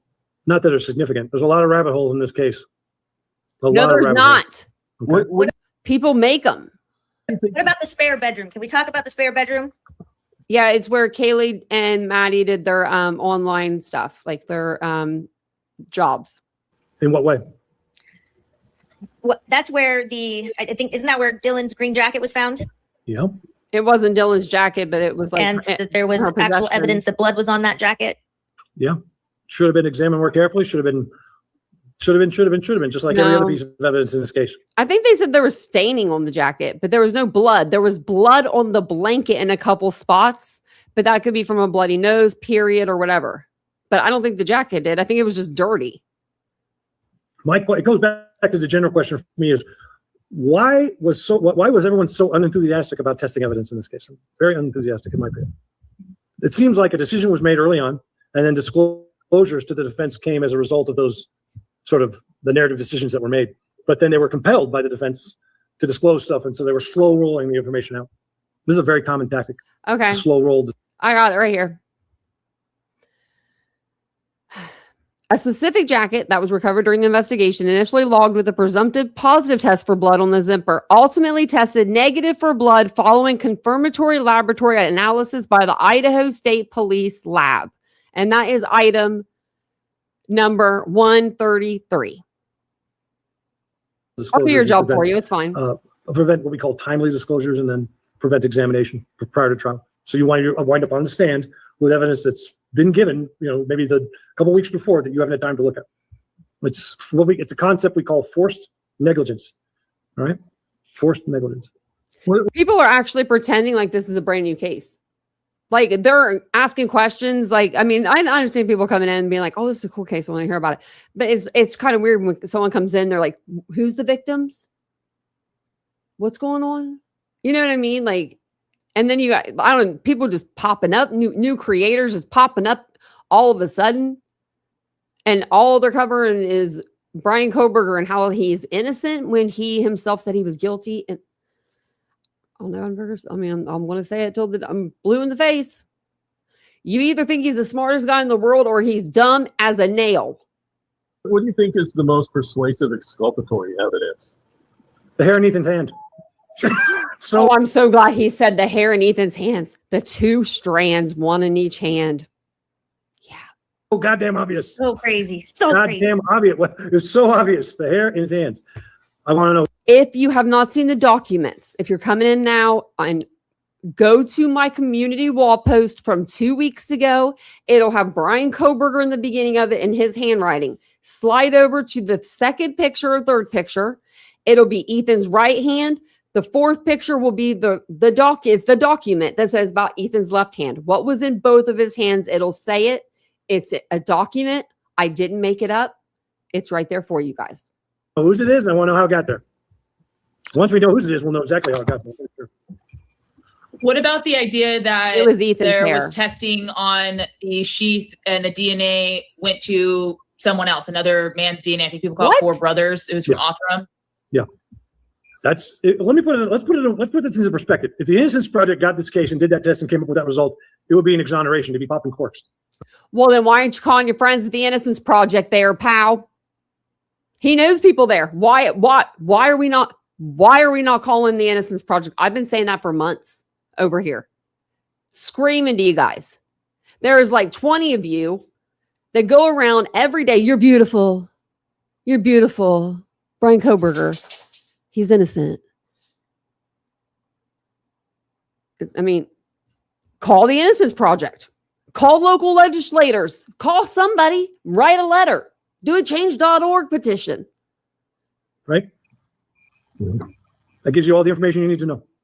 I want to tell you something else, though. This is something very important, not related to this case, but related to it.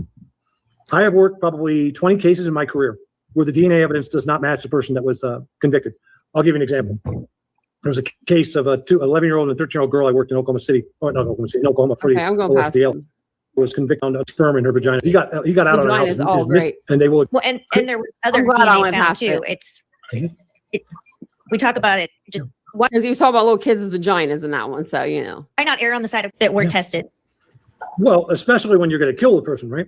Mhm. When you're going to kill him, don't you want to be sure? Don't you want to be certain? Apparently not. Apparently not.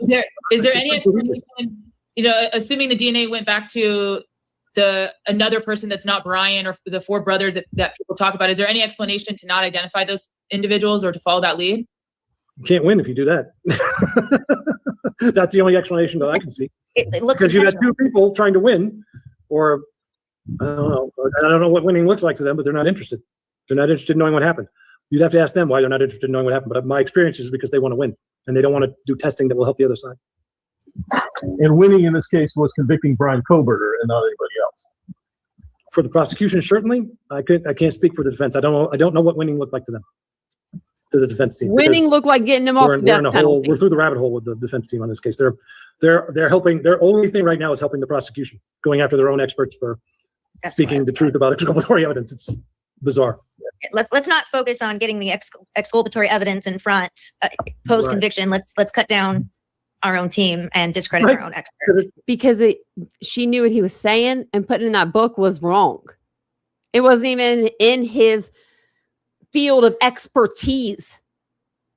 She said he was only for the reconstruction of the crime scene, so he would not have access to other evidence around that. He would just have access to the crime scene, the faro, the 3D imaging and stuff like that.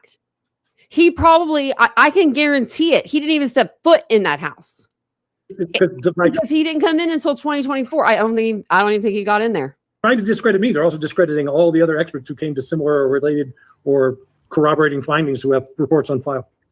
All And herself, it's not just myself, but I say herself too. She's discrediting a lot. I don't know why you would attack your internal team. Well, that's the question. As I think that I think people are smart enough to see what's actually going on. I hope. So I don't want to be the guy that blows that whistle or points that finger, but we all know who's being investigated. We do know that, and it ain't me.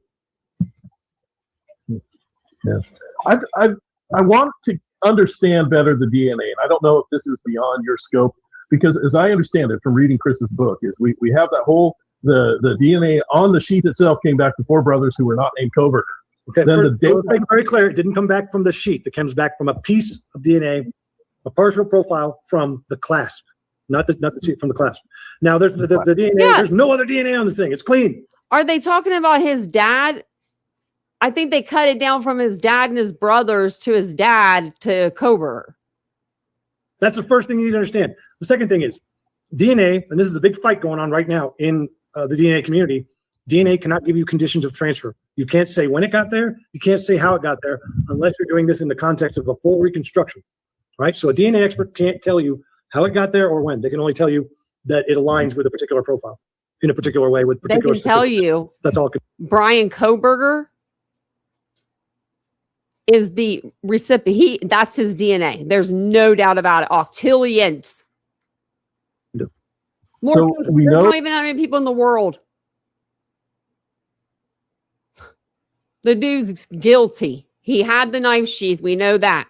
We know that knife sheath wasn't Maddie Mogan's, and it didn't happen to be left there by mistake, because she would not be hanging out with Brian Koberger. She had a boyfriend. And if she didn't, she wouldn't be hanging out with Brian Koberger. that there was some DNA, and it's been described as trace DNA, just a little bit found on the clasp. That was sent to Othram. Othram, they did whatever the scientists do to that. They come up with a whole bunch of data on a file, right? Yep. And then the using that data, they traced it supposedly to four brothers not named Koberger, and one of those, we're told, did not want to participate, and I guess it just ended there. Then the data file was then given. Was that given to the FBI?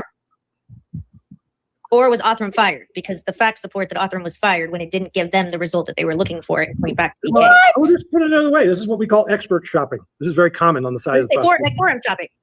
Well, expert shopping. They're looking Probably for the got a expert, better, they'll give cheaper them what they want, price. and everybody else gets left. It's unethical. It's problematic, and it's a Brady violation when they don't disclose it. So, but I saw some reference that the data file, it's a discrete amount of data. You can see how big the file is, and what I remember from Chris's book is that somehow what the FBI submitted as part of the IGG or something else seems to be double the size of the file that Othram gave them.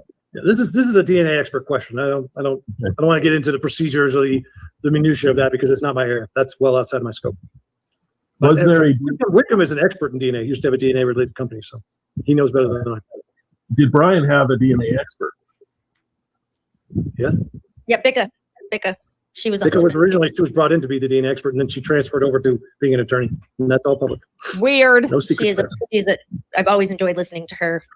Oh, She's a very smart woman. very smart. Bicca's very smart. So what can we expect moving forward? I mean, I guess the same question that we asked at the beginning is, how is he still in prison? Not figuratively, I think we all get that. But Me first. Because that's where his new home is, and that's where he belongs. Because he killed.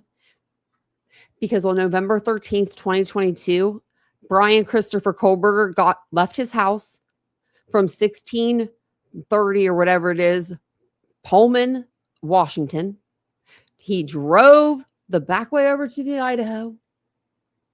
He went into the house. He parked. Well, actually, he rolled around for a while because he didn't know what he was doing. Then he parks the car. He goes in. He stabs 4 kids to death. Breaks into their house. So that's why it's called burglary. And then he leaves. And then he goes home, takes a shower, calls his mother, and takes selfies. Job's done. Like that. He's exactly where he needs to be, and he should be. And I cannot wait. I hope so much. I hope in my soul needs this. I need to see Peru and Kohlberger face to face in Gen Pop. That's all I want. I just want to see if Peru would be cool with them or be like, why didn't you talk to me, bro? You know what I mean? I'm sure Peru don't like his name being thrown around. Yeah, he pled guilty. That's right. That's all I want. I mean, the answer is until somebody else is at the helm, this ship is going to stay going in this direction, and none of us are going to be able to do anything about it. do you think the outcome of the criminal investigation could potentially have an effect on anything in this case moving forward? Yeah, depends on who gets arrested. And again, if an appellate attorney came to you, said we want to explore what options Brian still has. We know some have expired, but there's still some. You'd probably have a lot of helpful information for them, correct? It's in my report. Zero. I mean, the thing is, what this requires is somebody to come in who has a exceptional legal mind and a lot of experience with death penalty cases to disentangle what's occurred and to assist with the investigation of the exculpatory evidence that clearly exists. But right now, that's not really the focus of what's happening. Clearly, the focus of what's happening is to try to keep the deal in place, apparently, and not disclose anything that might suggest Kohlberger is innocent on all sides. Okay. If I was innocent of something, not something. I'm sorry. If I was innocent of killing 4 college kids, I'm calling them kids because they were. There's not a deal that you could ever give me to where I would stand up in open court and tell the whole damn world that I killed, that I snuck into a house and killed 4 kids when they were sleeping. There's no way in the world. And my sheath just happened to be in the bedroom with my DNA on it. I mean, okay, I'm trying to I can't get past that. My car was cruising around the area, no front license plate, when they're required in Idaho and Washington. I mean, the phone pinging, there's a lot. It's just like, if it would have went to court, a jury would have found him guilty. Now, would they have found him guilty of the death penalty? I question that a little bit because of his age. And I could see a mom on there being like, I don't know if I could put him to death. You know what I mean? Like, I could see that happening. But I think that now, if he does go back to court and does have a trial and he is found guilty, death penalty will definitely be given to him. because the state will be so pissed that you've done spent more millions that they don't have on a case that's not going to go anywhere.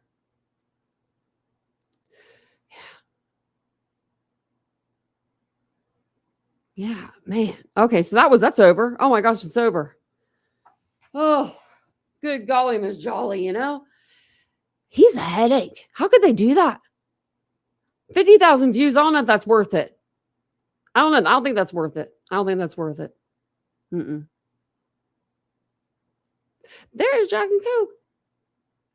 I mean, he better hope that anyway. I think I said that last night. I was like, that's probably like Jack and Coke, gin and Coke. Because he had a big, like, one of those big glasses last night of it. Man. Oh, he's going to belong to Peru, yeah. I think Peru's probably in there for a long time if he's in segregation. You know what I mean? He was probably just segregated because he did something bad too.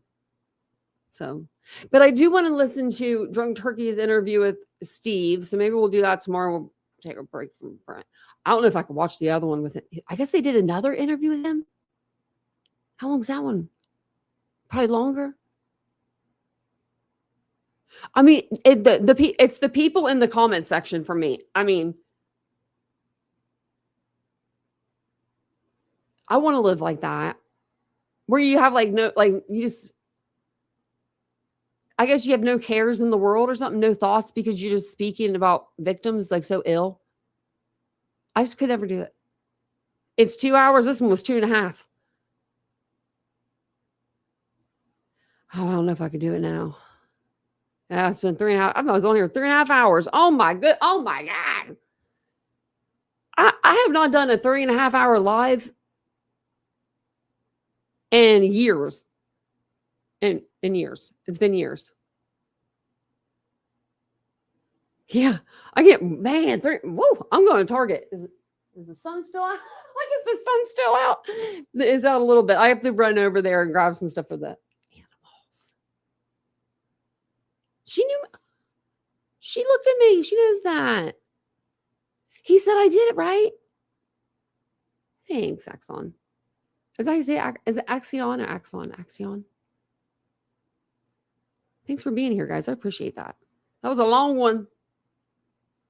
I mean, and thank you guys.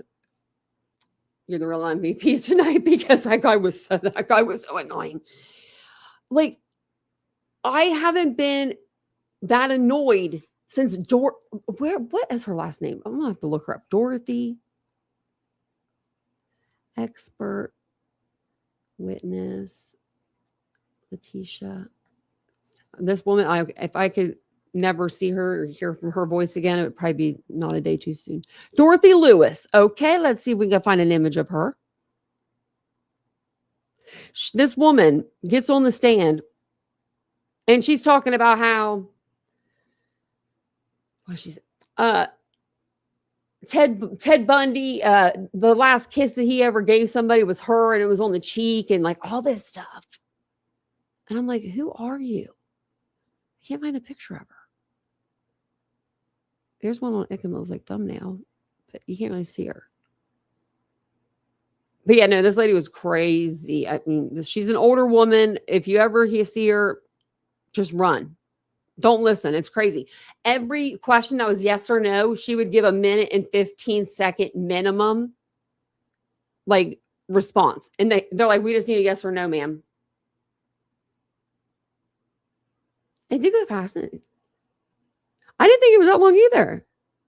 I was like, I was thinking 2.5 hours, but I guess it would, my commentary, that live was only 1 hour and 23 minutes long, and we're at 3 hours and 23 minutes long. So, you know, I did an hour worth of commentary on that video. It was pissing me off. I can't help it. Because I don't know how to explain it. I just don't, I hate when people go after victims. What are they thinking that Dylan and Bethany possibly did? That they killed him? That they committed the murders? That's just stupid to think like that. You don't think Xana could have whooped Bethany and or Dylan? I don't know. Her and Dylan, that would have been, that would have been a decent brawl if they were just punching each other, because they were both like Dylan's pretty tall, but like Xana's very feisty. You could tell she was feisty. Oh, you okay back there? Oh, she got sick or something, I think. She's coughing. Well, that's my cue to go. You okay there, Raya? Oh, she doesn't look good. She looks like she don't feel good. She's coughing. Well, I'm going to jump off of here. And I'm going to actually, let me take the banner down before I do that. And I'll be back on tomorrow sometime. And we were on Kick tonight too, but I don't have anybody really on Kick. I think my name is Titaniumbuilt on Kick, if you guys want to add me. I think that's my name. But thank you for hanging out with me. Just like Ladybug said, several hours, right? Like hung out and we appreciate it. So I appreciate you guys so much. I'll see you guys all later. I'm going to go take care of my dogs. And yeah, I'll see you tomorrow on the live. Have a good night. Bye, guys.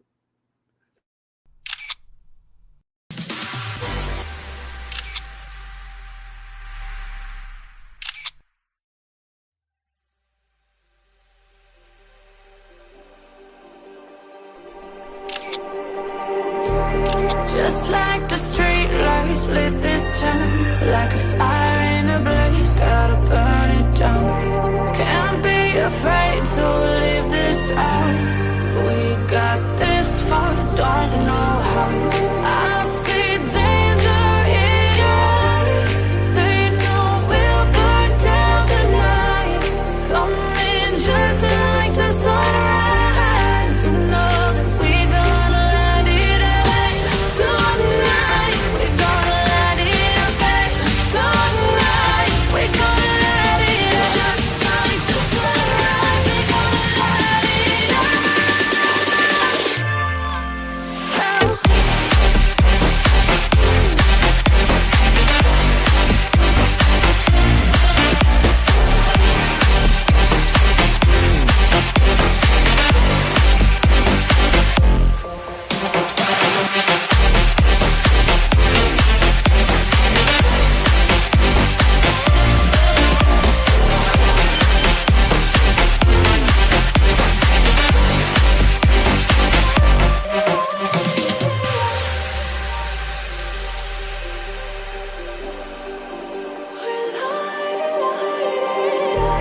Just like a spark that's breaking out.